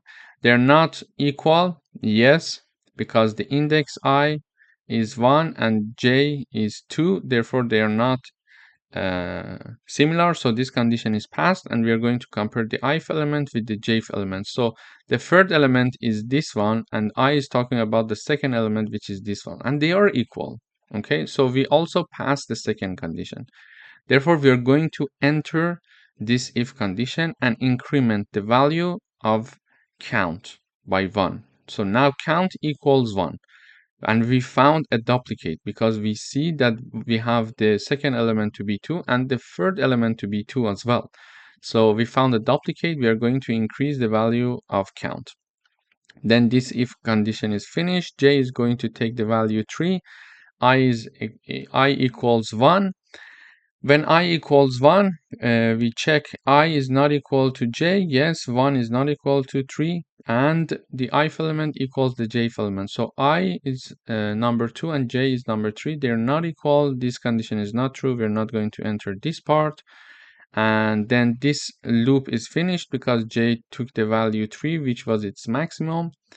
And then we are going to check if count is larger than 0. Yes, because we incremented the value of count and it is now larger than 0. So count equals to 1. And if count is larger than 0, we are going to enter this if condition and increase the value of duplicate count. Okay? We increase the value of duplicate count, which was initialized to 0. Okay? Then we are going to go back up again, and this time we are going to increase the value of I again. So now I equals 2, j equals 0, 1, 2, and 3. And when I equals 2, it is talking about this one, and j is going to take these values, all of them. So I equals 2, j equals 0. They are not similar. They are not the same. Yes, and are the elements of the array with ith element and jth element are the same? So this is 2 and this is 1. So they are not similar. This if condition is not passed. We increase the value of j. J equals to 1. So this part is passed again because I is 2, j is 1, and ith element and jth element. So we see that we are having 2 for the I and 2 for the j. So this is also equal because I is talking about this element and j is talking about this element, and I equals 2, j equals 1, and this condition is also passed, and this condition is also passed. So we enter the loop and we increase the value of count one more time, because anytime that we increase the value of I, we are initializing count to be 0 again. Okay, so when we increase the value from 1 to 2, we initialized count to be 0 again. Now count is 1 again, but this is the duplicate we already counted, yes? So because we already counted this duplicate. Now I is talking about this variable and j is talking about this variable, and in the previous iteration we counted this duplication, and we are going to find a solution for this later on this video. We increment the value of count, okay, and this if condition is finished, we go here and increase the value of j equals 2, I equals 2, they are the same, so this condition is not passed. Again, we increase the value of j, I equals 2, j equals 3. They are not the same because it is 2, this one is 3, so this condition is passed. Ith element equals the jth element, so this element equals to this element. No, not going to enter this part, and we finish this loop because j took the number 3.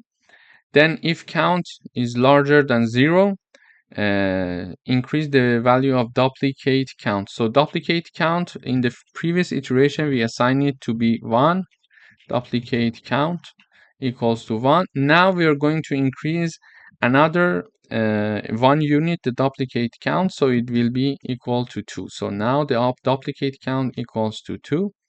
And we go back up again, we increase the value of I equals 3, and we assign count to be 0 again because we want to restart the counting.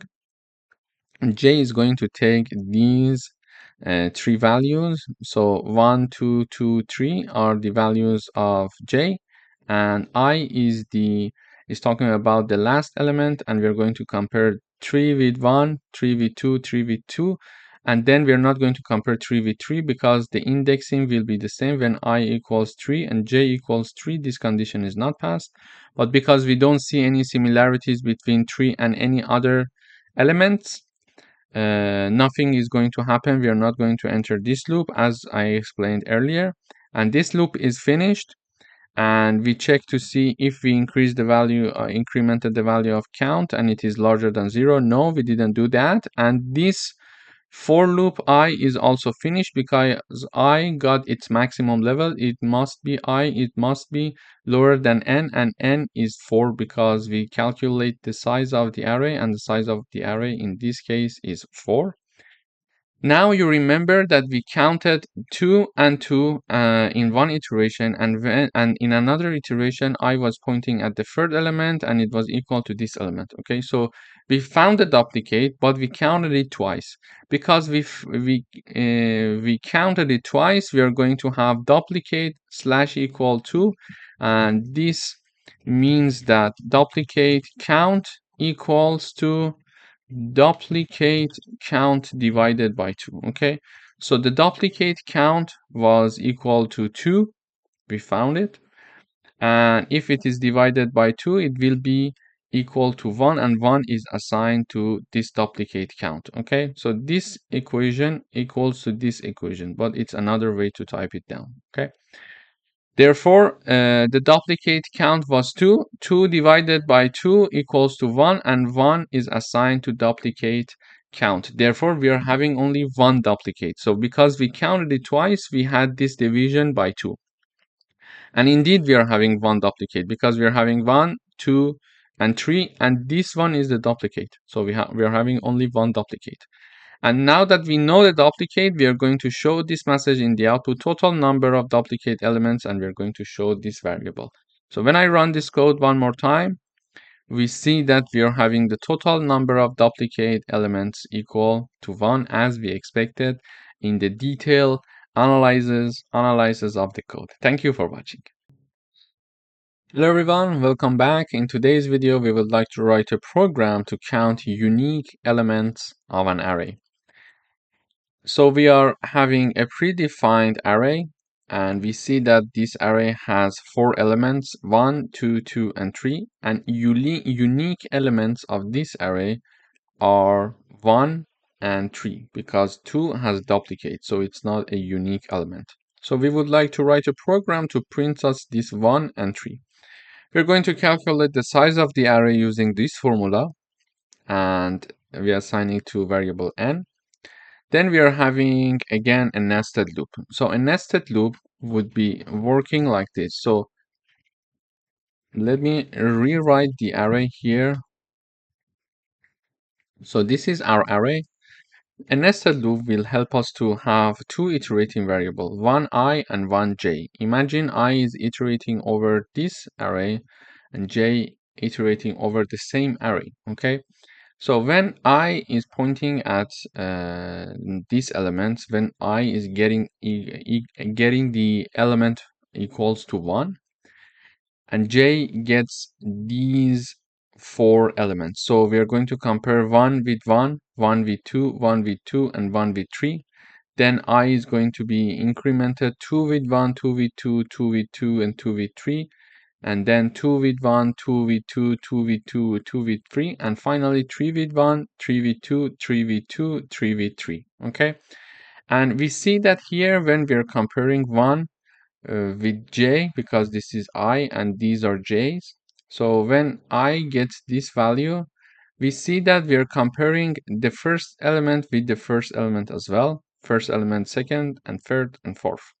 So we allow to compare I equals to 0 and j equals to 0. It means that when the index of this array is 0 and we are talking about the first element with index 0, we can still have the talking about the index 0 or the first element of this array. It means that we are going to compare also the first element with the first element. In the previous example, we said that we don't want to do it because of that example. But here we are going to compare the first element with the first element as well.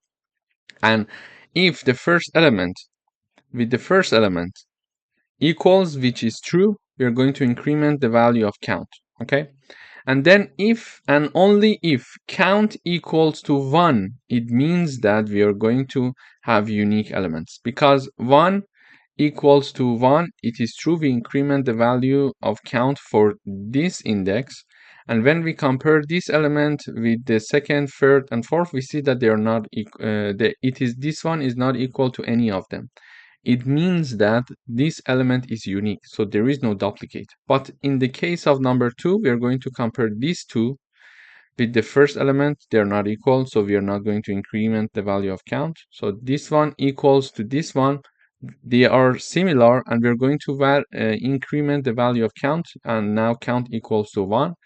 Then we are going to compare this one with the third one, and we see that they are still similar. So it means that we are going to increment the value of count one more time, and count equals 2. And count, when it is more than 1, it means that we have duplicates. But if count equals to 1, it means that only the first element is being compared with the first element, with the corresponding element in j iterating variable. Okay, so let me illustrate it with an example. So when I run this code, it says that unique elements in the array are 1 and 3. So how do we do that? We have a predefined array, and we are calculating its size. We are having the outer loop I, then we are having the inner loop j, okay? We are initializing count to be 0. Then we are having the inner loop j. So I is going to take the value 0 and j equals to 0, 1, 2, and 3. Then I equals to 1, j equals to 0, 1, 2, 2 and 3. Then I equals to 2, j equals to 0, 1, 2, and 3. Let me have one space here.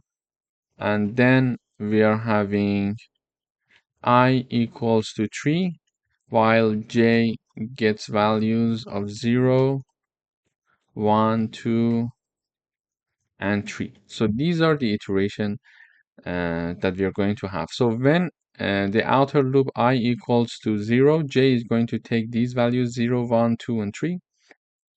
So when I equals 0 and j equals 0, they are both talking about the first element, and we are saying the ith element of the array equals the jth element. Yes, so increase the value of count. This if is finished, and go up. Then I remains 0. We are going to have j equal to 1. 1 and 2, are they equal? No, increase the value of j. So 1 and 2 again is compared, the third element. Are they equal? No, we increase the value of j. So j equals 3, I equals 1, 1 equals 3 in this if condition. No. So we are not going to enter this if, and we are finishing this inner loop because j took its maximum level. And we are going to get out of this for loop, and now we are checking this one. If count equals 1. Yes, count equals 1 because we had 1 when I equals 0 and j equals 0. Okay, therefore print that element which is 1 for me in the output. And we go back up again, we increase the value of I, so I equals 1 now, and we are going to reinitialize count to be 0 because now we are going to iterate again. When I equals 1, j takes equal 0, 1, 2, and 3. So I is talking about this element and j is talking about these elements. So we say 2 equals to 1, no. So this if condition is not true. We increase the value of j. 2 equals 2, yes, this if condition is true. We are going to increment the value of count. So count equals to 1 now. Then we increase the value of j one more time. So we say I is showing this element number 2, and j is showing the third element with index 2. Okay, this one. Are they similar? Yes. So we are going to increase the value of count one more time. So count equals 2. We are going to increase the j, and j equals 3 now. So 2 equals 3. No, they're not equal. And this 4 is also finished because j took its maximum level. And we are saying if count equals to 1. No, count equals to 2. It means that we have a duplicate. So we are not going to print that element. We are not going to enter this if condition. We go up back here again. We reinitialize count to be 0. I equals 2 now. So count is equal, count equals 0 again. I equals 2, and j is going to take these values. So I is talking about this element which has the index 2, the third element, and we are going to compare 2 with 1, 2 with 2, 2 with 2, and 2 with 3 because we have two number 2's here. We are going to have count equal to 2 again, and when this inner loop is finished, we are going to have count equal to 2, and when this j loop inner loop is finished, we are going to jump here, count equals to 2, but here we are checking if count equals to 1. So we are not going to pass this if condition, so we're not going to print this element because it's a duplicate and not a unique element. We are going back up again here. Now we are reinitializing count to be 0, and I is incremented from 2 to 3. Now I is talking about this element, and j is talking about these elements. Okay, and we are going to compare 3 with 1, 3 with 2, 3 with 2. They are not similar, so this if condition is not true. We are not going to increment the value of count. However, when I equals 3 and j equals 3, both of them are talking about the last element, and they're equal, so we are going to increment the value of count to 1. Then this if is finished, this nested loop is finished because this j equals 3 in the last iteration. Then count equals to 1. We are going to check if it equals 1. Yes. Then print that element, the ith element, which is this one, because I equals 3 in the last iteration, and we are going to print this one. And we are not going to increment the value of I anymore because n equals 4, because we are having 4 elements in this array. We calculated the n here, and 3 was the maximum number that I could get. And now we are going to finish the program by printing a new line. So we printed out number 1 and number 3 in the output because they are the unique elements. So when I run the code one more time, we see again the same output. So here we learned how to use nested loops to find unique elements in an array. Thank you for watching. Hello everyone, welcome to this video. In today's video, we would like to find the sum of array elements. Here we are having an array called numbers, and it has these elements, 5 elements, 5, 15, 25, 35, and 45.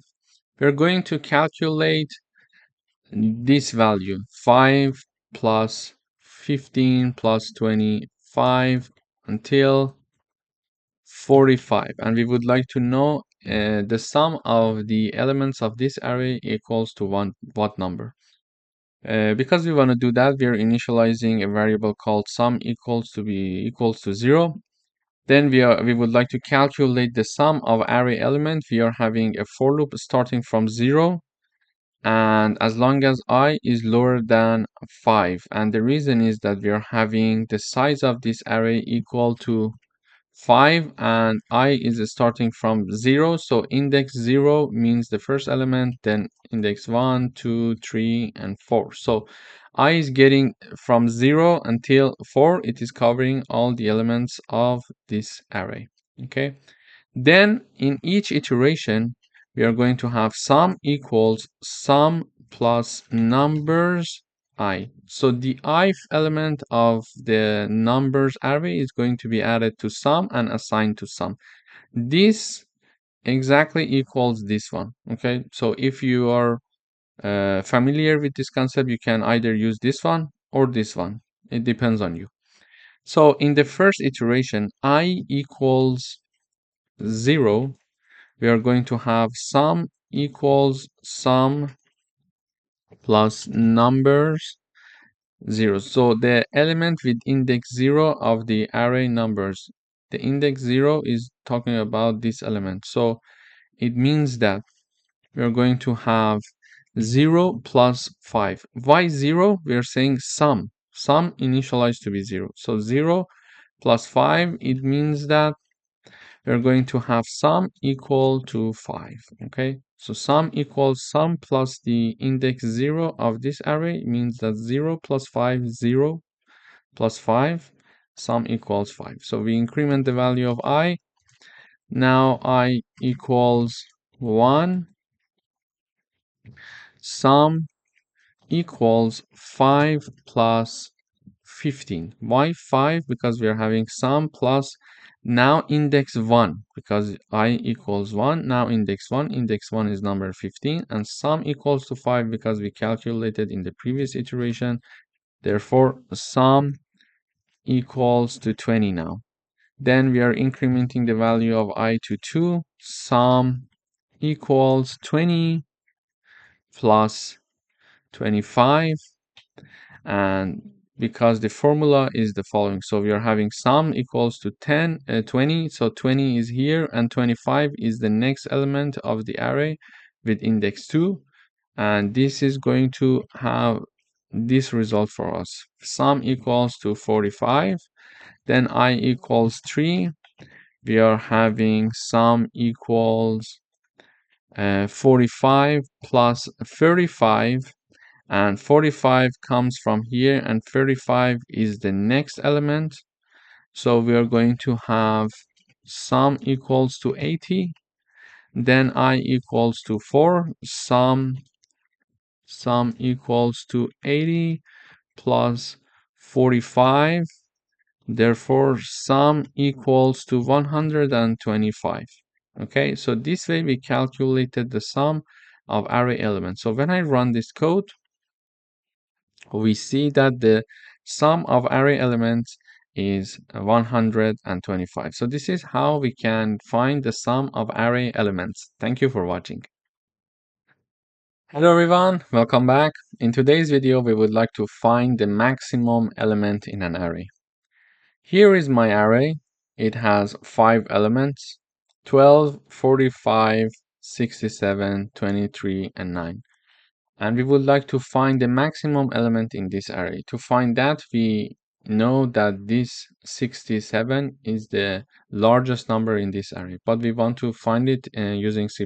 So when I run this code, we see that 67 is printed out in the output as the maximum element. In order to find it in C++, I initialize a variable called max to be equal to the first element of numbers array. This is just an assumption. Okay, this is just an assumption. We are going to check its validity. And we are going to iterate through this array, and we are going to we are going to compare all the elements of this array one by one with the max variable. And if any element in this array is larger than max variable, we're going to assign that to max variable. So here I'm going to start from 1 and we're going to continue as long as I is lower than 5. Why? The size of the array is 5 and we are starting from 1. So this one has the index 0, 1, 2, 3, and 4. So I is going to take values from 1 to 4. We're not starting from 0 because already number max, variable max equals to the first element of this numbers array. This is why we just start from index 1 and we're going to compare these elements with the max variable which equals to the first element. Okay. When I equals to 1, we are going to compare if the ith element of the array, which is 45, larger than max. So when I equals 1, we are going to say 45 is larger than 12. The answer is yes. So this statement is true. When this is true, we are going to assign 45 to max. So now max equals 45. Okay. Why? Because we compared the ith element. I equals to 1 means we are talking about 45. So 45 is larger than max. Max was 12. It was initialized here. And yes, this statement is true. Because this statement is true, we are going to assign that ith element of number array to max. So 45 is assigned to max. In the second iteration, I equals 2. We are checking to see if 67 is larger than 45. We're going to say if ith element of this array is larger than max. So the ith element when I equals 2, the index 2, we are going to have the number 67 is larger than max. Max was in the first iteration was updated to be 45. So 67 is larger than 45. Yes, this statement is true. We are going to enter this if condition. And then we are going to assign max to be equal to 67. Okay. Now I equals 3.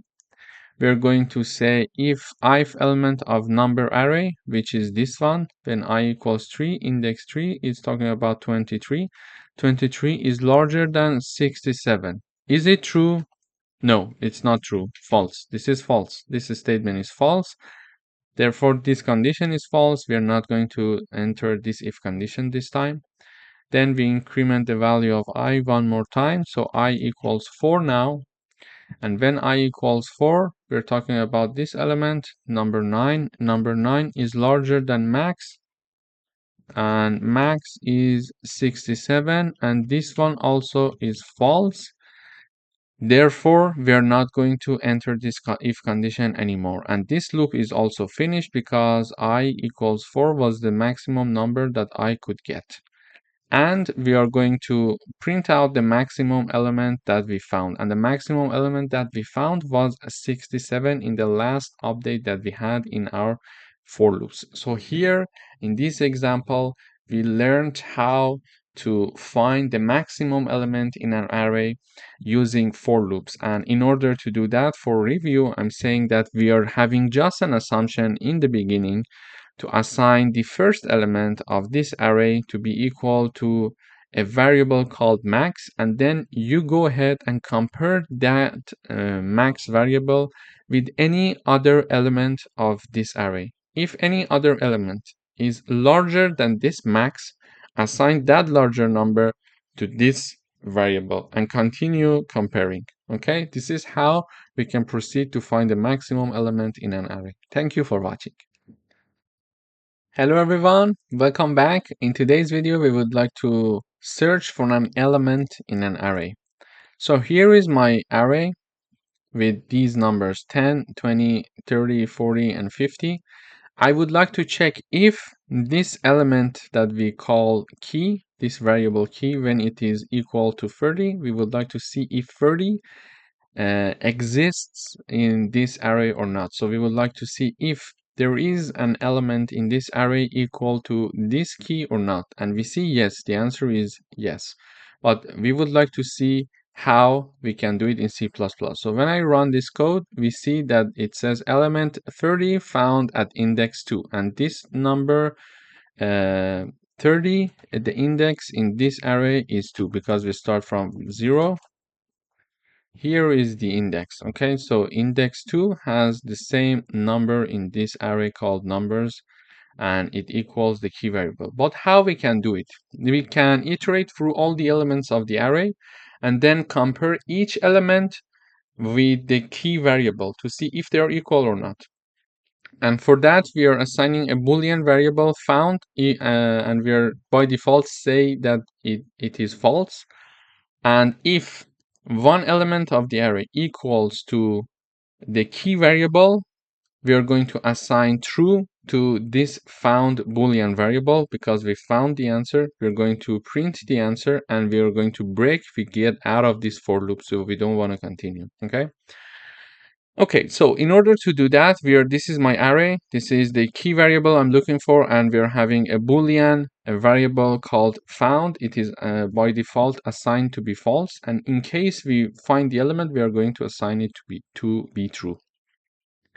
We are iterating through this array, starting from 0 until I is lower than 5, and then if any of the ith element of the numbers array equals the key variable, assign true to the found Boolean variable, and then cout print element 30. This is the 30, we're printing key found at index, and print I for us, and then break.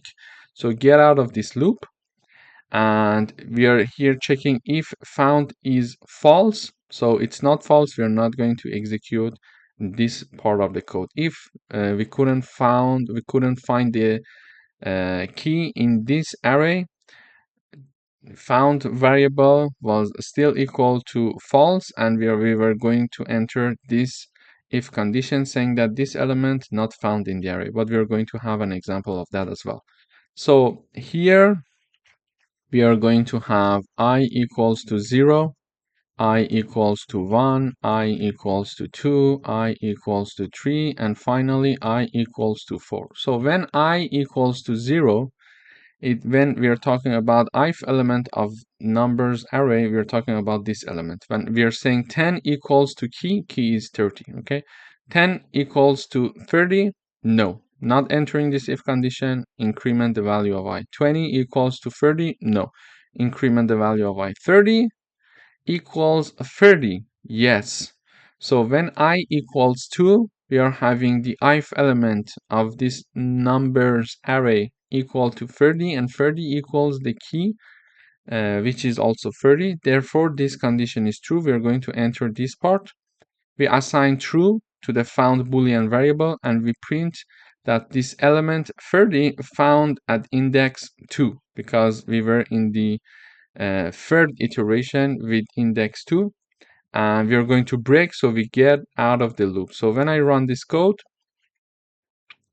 you see that it says element 30 found at index 2, exactly as we wanted. But here, if I have some number like 14 and it's not equal to any of the elements in this array, so what is it going to do is like the following. When we are having the for loop, we are saying 10 equals 14, no. 20 equals 14, no. 30 equals 14, no. 50 equals 40 and 40 equals 14, no. Therefore, we were in this for loop, we were not entering this if condition, and this for loop is also finished.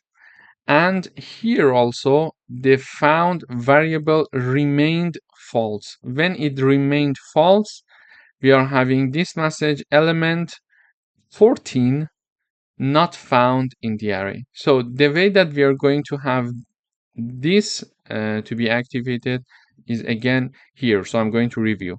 We are going to loop again over the array numbers. We are going to compare 10 with 14, 20 with 14, 30 with 14, 40 with 14, and 50 with 14. Neither of them are equal. So this if condition is not true in any of the situation, and this part is not executed, and this for loop is finished, and found Boolean variable remained false because we didn't enter this if condition, okay? And it remained false, so we say found Boolean variable is false. Yes, it's false because we are having this mark here. It means that it is false. Then we are going to say element 14 not found in the array. So this is how basically we can search for a specific element to see if it exists in an array or not. Thank you for watching. Hello everyone, welcome back. In today's video, we would like to write a program to find the largest 3 elements in an array. In order to do that, here is my array, and the size of this array is 6. So we are having 12, 13, 1, 10, 34, and 16. And we are using this formula to calculate the size of the array. And we know because the array is not so big, we know the size of it, but for the sake of simplicity, we are going to calculate the size. And then because we are looking for the largest 3 elements in this array, we are going to say if the size is lower than 3, say that the array must have at least 3 elements, okay? Then we are going to use the sort function to sort the array. And in order to use the sort function, we need to include this header algorithm. In the sort function, we are going to type down the name of the array before the comma. So there are 2 arguments to take care of. Before the argument, we need to type down the name of the array. After the comma, we need to type down the name of the array plus the size of the array. So when I type down the name of the array, here it is going to assume that we are going to start from the index 0 of this array. Okay, so this is the starting point. So sort function, starting point, then ending point. Okay, so before the comma, we're going to have the starting point. After the comma, we're going to have the ending point. Then this name of the array that is written, the compiler in the sort function is going to translate it to start from the index 0 of this array called ARR. And then we are having the comma, and then we would like to have the ending point. We are going to have 0 again because we are having the name of the array plus the size, and plus size is the 6. Okay, number 6 is the size. We calculated the size. This is the size, and we calculate the size with using this formula. Okay, so now we see that the number 6 is the ending point. But here, when we are using the sort function,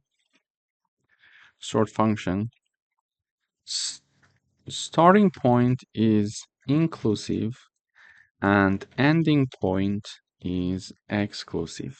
Okay, so here I'm typing down start from index 0 and end at index 6 exclusive. Okay, so here is my indexing for this array. This is 0, index 0, 1, 2, 3, 4, and 5. Although we are having 6 elements, indexing in this array starts from 0 until 5. So in the starting point, we are having 0, so index 0, and it is inclusive for the starting point. And for the ending point, it is exclusive. Therefore, we are writing down 6, so we make sure that it continues until index equals 5. So it is going to basically sort this array from the beginning until the end. After doing that, we need to access the last 3 elements. And in order to access the last 3 elements, we can use this cout function saying that the largest 3 elements are, this is the message. And in order to access the last 3 elements, we type down the name of the array, and then we type down the size -1, -2, and -3. This way we are going to access to the last 3 elements of the array. So when I run this code, we see that number 34, number 16, and number 13 are the 3 largest element in this array. So when I do the sorting, now my array would look like something like this. It is going to start from the smallest number and it is going to continue to increase. So 1, 12, 1, 10, 12, 13, 1, 10, 12, 13, 16, and 34. Yeah, okay. So after sorting the array is going to look like this. When the array look like this, we know that the 3 largest elements are the 3 last elements because we just sorted the array. Therefore, we would like to access these 3 elements, okay? In order to access them, we type down the name of the array, and then we type down size -1 to access this one, size -2 to access this one, and size -3 to access this one. So when we are using the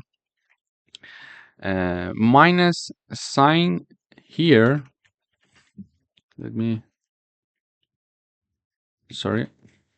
when we are typing down size -1, it means that so the size was number 6, so we calculated the size equals 6, and when we type down 6 -1, it is the last index, so we are calling the element with index 5 from the array, which is now after sorting 34.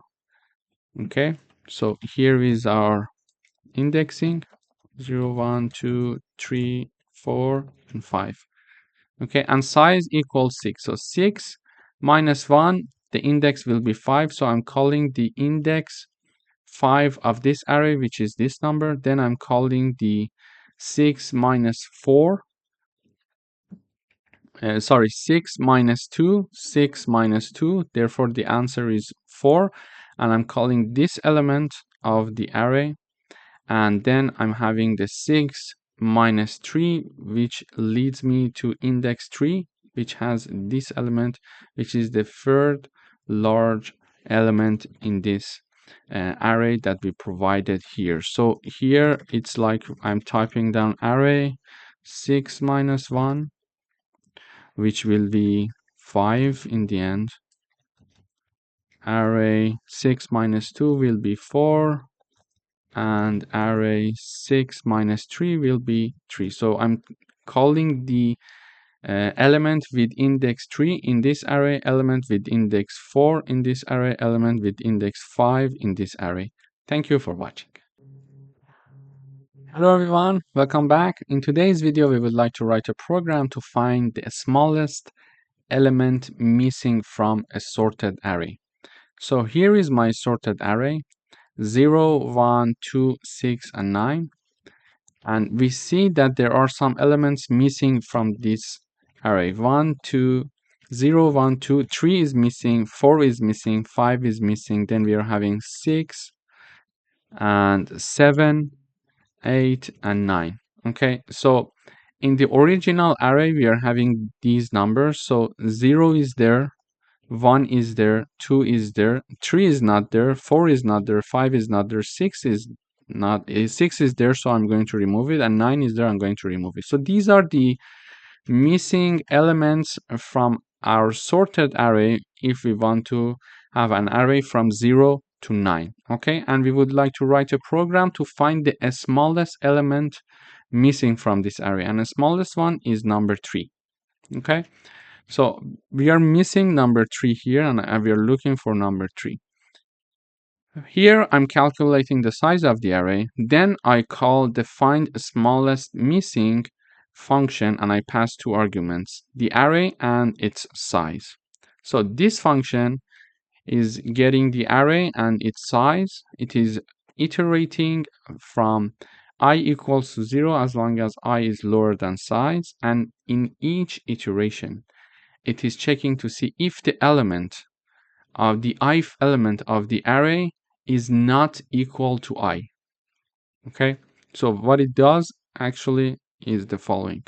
So here is the index of the first element, here is the index of the second element, here is the index of the third element, here is the index of the fourth element, here is the index of the fifth element.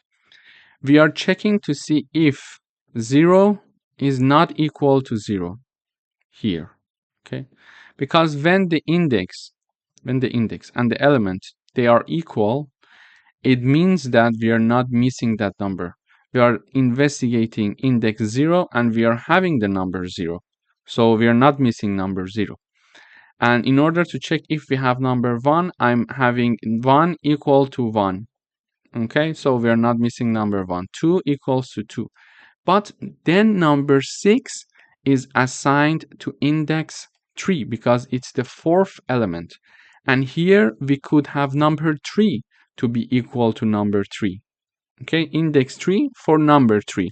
But we are having index 3 for number 6. So number 3 is being missed here in this place. So this is how we are going to find number 3. We are going to check each index with the corresponding element to see if they're equal to or not, because our array starts from 0 and it is a sorted array, and indexing in C++ starts from 0 as well. So indices must be equal to the elements, and when they are equal, it means that we are not missing that numbers, because 0 is there, we are having index 0, 1 is there, we are having index 1 for the number 1. So for number 2 the index is 2, but for number 6 index is 3. Therefore number 3 is not there, it is the place for number 3. So we are missing number 3. This is how we are going to trace number 3. So if the ith element of the array, for example this element of the array, is not equal to its corresponding index, which is 3 here, okay, so 6 is not equal to 3, we find that that number is missing. So this number 3 is missing, so return that number for me. This function is going to return an integer, so it is going to return number 3, and then the returned number 3, or the output, let's say, is assigned to the missing variable, which is of integer type, and we are showing this message, the smallest missing element is, and then this is the name of the variable. So when I run this code, it says the smallest missing element is 3. So if I change this, for example here, okay, just imagine that we are having now an array with this format. So 0, 1, 2, 3, 4, and 6, and 9. So index 0 for number 0. Index 1 for number 1. Index 2 for number 2. Index 3 for number 3. Index 4 for number 4. But index 5 for number 6. So number 5 is being missed out here. We should have had number 5, but we don't have it. We are missing it. Therefore, now in this example, we are going to have number 5 being missed out. So when I run this code, when it is run, it shows that number 5 is being missed in this sorted array. So this is how we can find the smallest missing number in an array. Thank you for watching. Hello everyone, welcome back. We would like to write a program to count all the vowels in a given string. Here is my main function. We are declaring one variable called input string. It's of a string data type. We are showing this message, enter a string. Then using the get line, we are storing whatever the user is entering in the input string. Okay. Then we are calling this count vowels function, and we are passing our string to this function as the argument. Then this is the name of the function, count vowel. It is going to return one integer value, and it is going to get one variable in the string data type, and it's a call by reference, so we can directly work with the original variable, and we use the keyword const, let's say, in order to make sure we're not doing any modification to the variable. Although we're using the call by reference, so we can do some modification, we just do it because of the efficiency of the memory, and we don't want to change it. Then we are having a variable called vowel count initialized to be 0. And then we are going to iterate through this string. So for any character ch in the string called str, if this iterating variable ch equals to small, lowercase or uppercase, let's say a, lowercase or uppercase e, I, o, or u, if ch equals to either of them, we are using AND operator. Either this one, or this one, or this one, or this one, or this one. If any of these situations happens, increment the value of vowel count, and then after finishing this for loop, just return the vowel count value for us.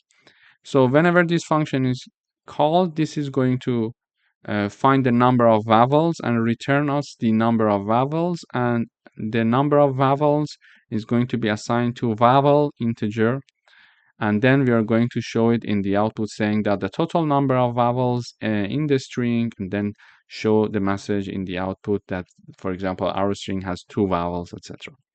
So I type down the string. It says type down your string. As you see, I would like to type down Reza, and Reza has 2 vowels, E and A. So when I run the code, it says the total number of vowels in the string is 2. So when I run the code one more time and I type capital E, for example, it says the total number of vowels in the string is 2, because we said either lowercase or uppercase. It is going to consider both cases. So it's not a sensitive case program, because we considered both options. So when I run the code one more time, for example, I type down Reza and Shaheen. It says the number of vowels in this string is 4. So we are having 1 E. So this is 2, this is 3, and this is 4.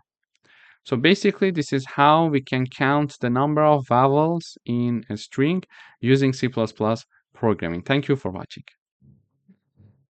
Hello everyone, welcome back. We would like to write a program to compute the sum of all elements in an array using pointers. Here is my array. It has 5 elements, 10, 20, 30, 40, and 50. So we would like to have a variable called sum, which equals 10 plus 20 plus 30 plus 40 plus 15. So we would like to know the sum of all elements in this array. What is that number? In order to do that, I calculate the size of the array. Then I define an integer pointer ptr equals assigned to be pointing at the first element of the array arr. Okay, so integer pointer ptr is pointing at the first element of the array because array is assigned to it. Then we are having a variable called sum, which equals to 0, which equals 0. So we are initializing it to be 0. Then we are going to iterate through this array, and we are going to use the pointer to calculate the sum. In order to do that, here our iterating variable I starting from 0, and it is going to continue as long as it is lower than the size of this array, and the size of this array is 5, and we are going to continue as long as I is lower than the size of the array, and the reason is the indexing in C++ starts from 0. So I starts from 0 and the size is 5, So we don't have any element with index 5. So this is why the maximum number I can get is 4, and 4 is the index of the last element. Therefore, we are going to start from 0 and end at maximum 4. So as long as I is lower than 5, or the size of the array, and we are going to increment the value of I by 1 unit in each iteration. Okay. In each iteration, we are having sum plus equal pointer PTR. Okay, it means that sum equals sum plus pointer PTR. Okay, and we know that this equation equals this equation. So they are the same. It depends on you. Which one you're more comfortable with, go ahead and choose that. But I type it down in this way, so because I think it's more convenient to explain on this way. Okay, so when I equals 0, we are having sum equal sum plus PTR, pointer PTR. So we are having sum which is 0 plus 10. Why we are having 0 plus 10? Because sum equals sum plus pointer PTR. So sum equals 0, we initialize it to be 0. And then we are having pointer 10 because pointer is pointing at the first element of this array. Okay, so now sum equals 10. So this is the output that we are going to get in the first iteration. Then what we are doing here is actually we are calculating the sum in each iteration, and then we are having PTR plus plus. So we're doing this now. Pointer is not pointing at the first element anymore, but pointing at the next element. So we are moving the pointer one element ahead. So now pointer is pointing at 20 by doing this. Okay. Okay, now in the next iteration, I equals 1, we're going to have sum equals 10 plus 20. How? So we have 10 from the previous iteration. We calculate the sum because sum is in the formula, and then pointer PTR is pointing at the second element. So sum equals 30. Okay. After that, we are incrementing the pointer. It means that we are moving the pointer to next element. So now the pointer is pointing at this element, and I has incremented to 2. So sum equals 30 plus 30. Why? The first 30 comes from the sum, and the second 30 comes from the pointer, which is pointing at this element now. So sum equals 60 now. Next iteration, we are going to have I equals 3. We are having sum equals 60 plus 40, because now pointer after the next iteration, we move the pointer to the next element. So now it is pointing at this element. So 60 plus 40, sum equals 100. And in the last iteration, I equals 4, and we move the pointer as well. So now pointer is pointing at this one. I equals 4, sum equals 100 plus 50. Therefore, sum equals 150. And this 100 comes from here, and this 50 comes from the pointer pointing at this element. And this was the formula. Based on that, we calculated all the iteration. So in the last iteration, when I equals 4, we are having the sum equals 150. So the sum, the result of this was 150, and we used pointer to calculate it. So now this for loop is finished.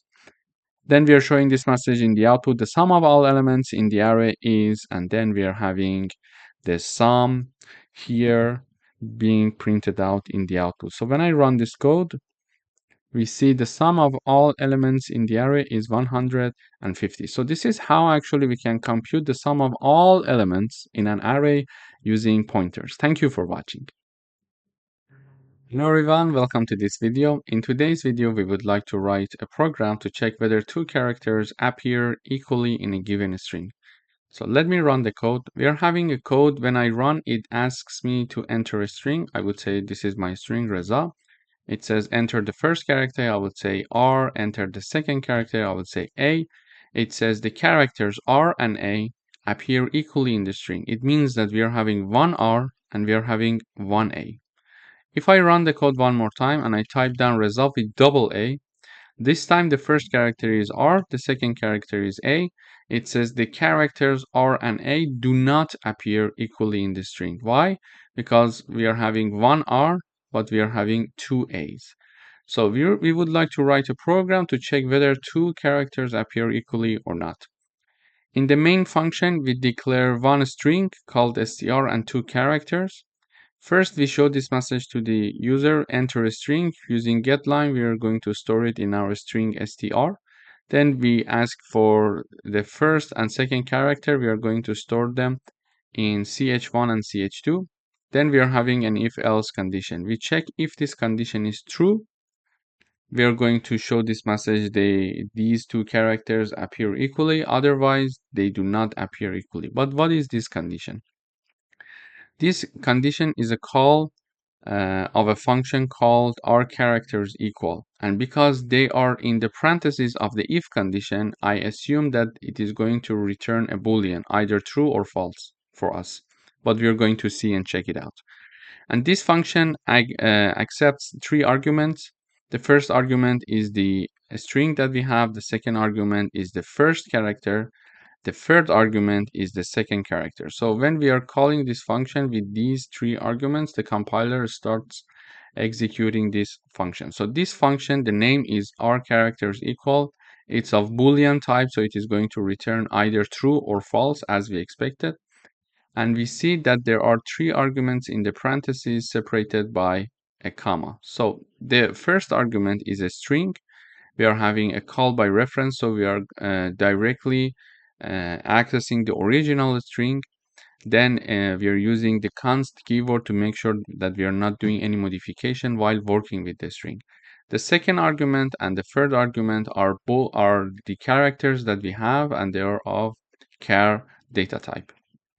Then we are initializing two variables, two integer variables called count1 and count2. They are equal to 0. In order to understand if ch1 and ch2 both appear equally in the string, we're going to first of all loop through the string. So we are writing a for loop saying that for each character ch that is going through the str string, if my iterating variable ch here equals ch1, the first character, then increment the value of count1, which is initialized to be 0. And also if ch equals to ch2, which is the second character, increment the value of count2, which was initialized to be 0. For example, if my string is Reza and ch1 is R, ch2 is A. Okay. Now we are iterating through this string, and we are going to have 4 iterations because there are 4 letters in this string. So in the first iteration, ch equals R. Okay. And then we are checking in this condition, we are checking if ch equals ch1. So ch equals R and ch1 equals 1. So we are going to increment the count 1. So count 1 equals 1 now. Okay, we incremented by 1 unit. And then we are going to see if ch equals ch2. Ch in this iteration is R, ch2 is A. So they are not equal. So we are not going to increment the value of count2. Then we go up, we are having the second iteration. Now this time ch equals E because we are iterating through the string. So now we are having the second letter of this string. We check ch now with ch1. So E equals R. No, so we are not going to increment the value of count1. then ch equals ch2, so e equals a, no, so we are not going to increment this value as well. So we go up again, and we are having the third iteration. This time ch equals z, and we check to see if z equals ch1, which is r, no, we're not going to do anything. Then we check if ch equals ch2, z equals a, no, so we're not going to do anything again. So we go up, and we are having the last iteration, which is the fourth iteration. Ch equals a, and we are going to say a equals r, no, a equals a, yes. So in this part, the condition is true, so we are going to increment the value of count2 equals 1. So this for loop is finished. Now at the end of this function, we are going to check if count1 equals count2. So count1 is 1, count2 is 1, so it means that r, the ch1, appeared one time in Reza string, and also a, which is the ch2, appeared one time in the string Reza. Therefore, they appear equally. So now that they appear equally, we are checking this condition.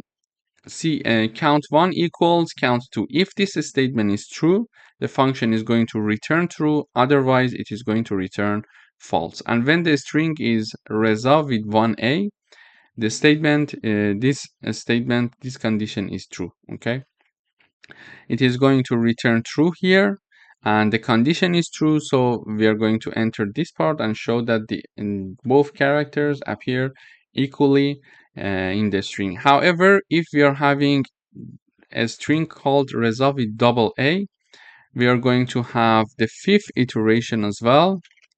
Then ch equals again a, and we are going to check these two if conditions. So cha equals ch1 r, no. Ch equals ch2a, yes, this is true. So we are going to have count2 equals to 2, because we are going to increment its value again. Okay, so count2 updated to 2, count1 is still 1, and this for loop is finished because we are at the end of the string and we iterated through all the letters. Now in the end, we are checking to see if count1 equals count2. Count1 equals 1, count2 equals 2. So this condition or this statement, let's say it's not true, it's false. So this function is going to return false, because it's a Boolean function. It is going to return either true or false. So it is going to return false. When it is false, when this condition is false, this if is not activated, so we are not going to execute this part, and we are going to jump into the else part. Okay, this part is going to be executed only if it's true. So it's false, it is going to jump into the else part, and it is going to say the characters ch1 and ch2 do not appear equally in the string. So this is how actually we can check to see whether two characters appear equally in a given string in C++. And we can test it with different strings, with different names, for example, and we can compare the characters that appear in a sentence, in a phrase, for example, or just only in a word. Thank you for watching. Hi, welcome back. In today's video, we would like to write a program to find the factorial of a given number using pointers. What do we mean by factorial? For example, the factorial of number 2 is 2 multiplied by 1, which is 2.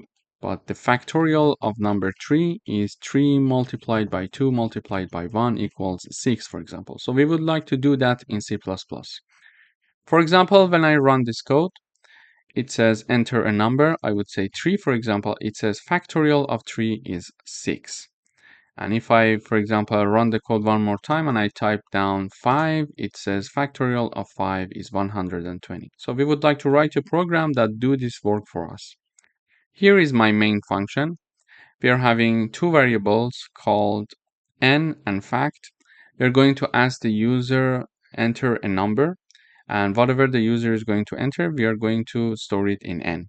So this is the number that the user wants to have the factorial of. Then we are checking to see if n is lower than 0. If n is lower than 0, we are showing this message saying that factorial is not defined for negative numbers. Otherwise, we are going to call the function called factorial, and we are going to have two arguments being passed by reference. Okay, so the first one is n and the second one is fact, and this n is the user input, and fact we are going to work with it inside the function, and we are passing them by reference here. So we expect to see arguments in the function as pointers. So here is my factorial function. It's of void type, so it's not going to return anything. It is going to just simply calculate some stuff for us here.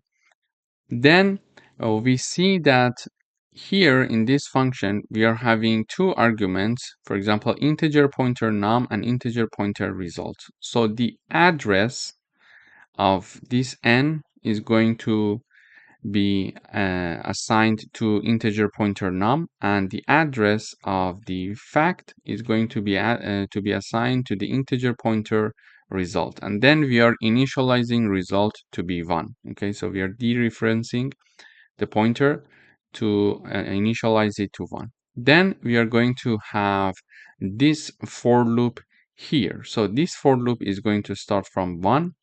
As long as this I is lower than or equal to the pointer num, we're going to continue this for loop. For example, if the user enters, for example, n equals, for example, 3, so the pointer num is 3. Therefore, I is going to take values 1, 2, and 3. Okay, and in each iteration, for example, when I equals 1, let me just type down this part first. So we type down result equals result multiplied by I. This equation exactly equals this one, but I type it down in this way to make it easier for explanation. So we are going to have, when I equals 1, we are going to have results equal, so 1 multiplied by 1. Why? The first one is from this dereferenced result, which is initialized to be 1. And this one comes from the I, which is in the first iteration, therefore it's 1. Therefore, we are going to have results equal to 1. Okay. Then when I equals 2, we are going to have results equals 1 multiplied by 2. Sorry, here I equals 2. So in this case, the results comes from the previous iteration equals to 1. Then we are having I equals 2, which is here. Therefore, we are having the results equal to 2. Okay, and finally, in the iteration when I equals 3, we are going to have results equals 2 multiplied by 3. Why 2? 2 comes from this last iteration of dereferenced result. So this is 2, and 3 comes from the I. This is the third iteration. So this was the formula, right? Dereferenced I, dereferenced result multiplied by I. So dereferenced result is 2 from the last iteration, and multiplied by I equals 3. So the results equals 6. Okay, so we calculated the results to be 6. Okay, so this is the output actually of this for loop. So when we call this function is going to calculate this calculation for us, and then we are going to simply store whatever that the result is. The dereferenced result is our second argument, right? This is the second argument, and the second argument was here named fact. And finally, we are going to first call this function, and then showing this message factorial of n is, and we are going to print out this fact in the output. And because we are passing the address of this variable to this function, and this function has an integer pointer result, so it is working exactly with the same variable. So any modification that is done here in this for loop with the result, we are going to see it also in the fact as well. So we are going to then print in the output. So when I run the code one more time, I type down 3. So let me show you how it works. We are calling the function. Here we are entering a number 3, so we are storing an n. 3 is lower than 0? No, so we jump into the else part. So we are calling this factorial with the address in which this number 3 is stored, so the address of n and the address of this variable fact. Okay, then this function is called. We are initializing this dereferenced result, or let's say result for the sake of simplicity, equals to be 1. So fact, which was the second argument, is assigned to be 1 now. Then we are having a for loop. In each iteration, we are updating this result variable as you see it here. Okay, and because we passed it by a reference, whatever the modification that is done inside this function, it is going to impact the original variable as well, because we are directly working with the variable. Then in the end, we calculated the last iteration, and result equals to 6. And finally, because result was the second argument, therefore it was working with this variable. Yes, and we are going to show after the call of the function, after all the calculation is finished, we are going to show this message saying that okay, factorial of n, which was 3, is 6, which was the calculation here that we did in our program. Thank you for watching. Hello everyone, welcome back. In today's video, we would like to write a program to swap two numbers using pointers. Here is my main function. In the main function, I'm having two variables, x and y. And we are asking the user to enter x and y, so we are storing them respectively. Then we are calling the swap function, and we are passing the addresses of these two variables to the swap function. Okay, and here we are having integer pointer a and integer pointer b as arguments. So integer pointer a has access to the address of variable x, and integer pointer b has access to the address of variable y. Then in order to do the swap, what we are doing here is the following. We are creating a new variable that is called temp, and then whatever that is inside a, we are assigning to temp. Whatever that is inside b, we are assigning to a, and whatever that is inside temp, we are assigning to b. So let me illustrate it with an example. Imagine that x equals 10, y equals 20. And in this case, when x equals 10, it means that a equals 10. Okay, because we are putting the address of x into the integer pointer a, and the same goes with b and y. So, and we would like to swap them. In order to swap them, I'm having a variable temp, and we're assigning 10 to this temp variable. Then whatever that is inside b is being assigned to a. Whatever that is inside b is being assigned to a. So a equals 20 now. Okay. Then whatever that is inside temp, we are assigning to b. So b equals 10. As you see here, a was equal to 10 and b equal to 20. Now a equals to 20 and b equals to 10. So we used a third variable in order to swap these two numbers. And when the work is done, because we were having access to the address of these two variables, so we were using pointers here, we directly modified the original variables. So now we are saying after swapping x and y are this. So let me also have this message here before swapping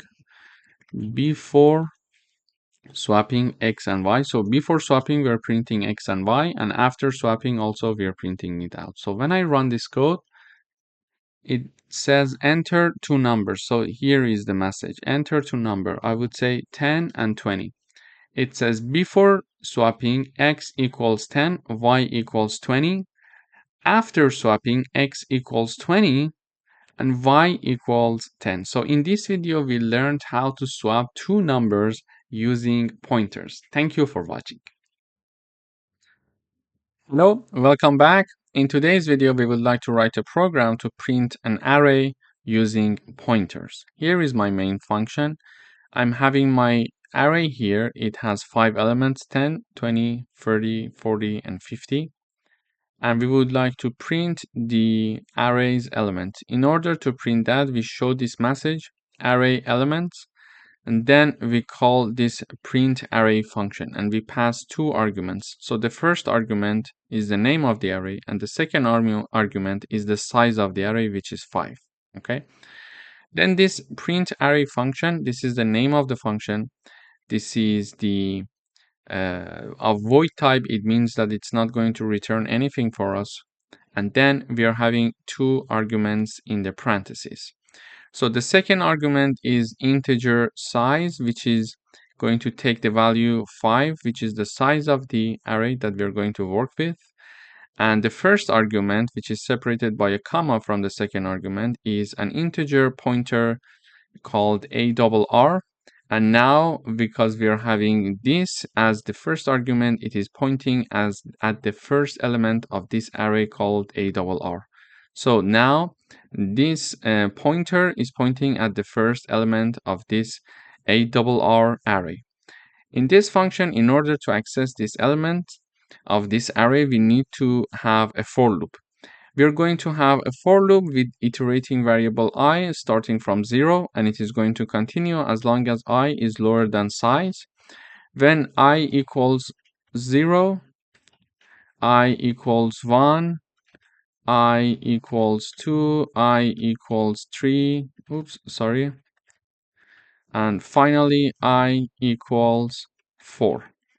We see that we are going to iterate through different values of I from 0 to 4. So 1, 2, 3, 4, 5. All the 5 elements are covered. All the 5 elements of the array are covered. But we are starting from 0. This is why I is going to continue as long as I is lower than the size. And size is 5. Okay, size is 5. So because we are starting from 0, the first element index is 0, the second one is 1, the third one is 2, the fourth one is 3, and the fifth one is 5. And in each iteration, we are going to print the element of the array. For example, when I equals 0, we are going to have a pointer of the array ARR plus I. So I equals 0. It means that this pointer is going to point to the first element. Okay, by default, the pointer ARR was pointing at the first element, and we are moving it with 0 unit. So it is going to stay the same at the same place, and it is going to still point at 10. In the second iteration, we are having ARR pointer plus 1 because I is 1. Yes, I is 1, so we are having I plus 1.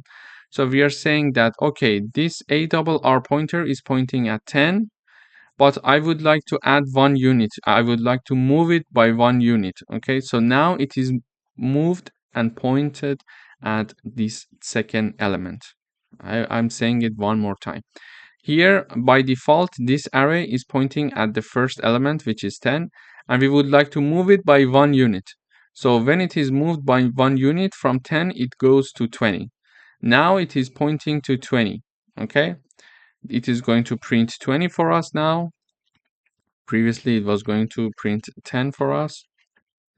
Then we are having the pointer ARR plus 2, and it is going to continue for the other ones as well, plus 3, plus 4. So it means that here, this pointer is pointing at this element, and we would like to move it 2 units, okay, by 2 units. So 1 and 2. So now it is pointing at this element, so 30. Then it is going to print 40, and 50 as well. So the reason why we are typing it this way, because we first want to move the pointer, then use the star. If I type it like, for example, pointer ALL plus I means plus 0 or plus 1 plus 2 plus 3, this is going to point at this number, which is 10, and then is going to be adding 3 values to 10, so the result will be 13, sorry. So this is why we are not typing it this way. We would like to type it in parentheses to first decide the pointer is going to point at which element, then have the star, okay? Then have the dereferencing, let's say. This is why. So when I type it this way, it means that the pointer still pointing at the first element, and we are adding 3 units to the first element, meaning that it will be 13, okay? But here, when I type it down this way, it means that I am moving the pointer from the first element 3 units, which will be here. So it is pointing at this element now, and then I'm dereferencing it. So I'm putting the star. This is the important thing that we need to be careful about. So when I run this code, it says array elements 10, 20, 30, 40, and 50. So this is how we can access the elements of an array using pointers. Thank you for watching.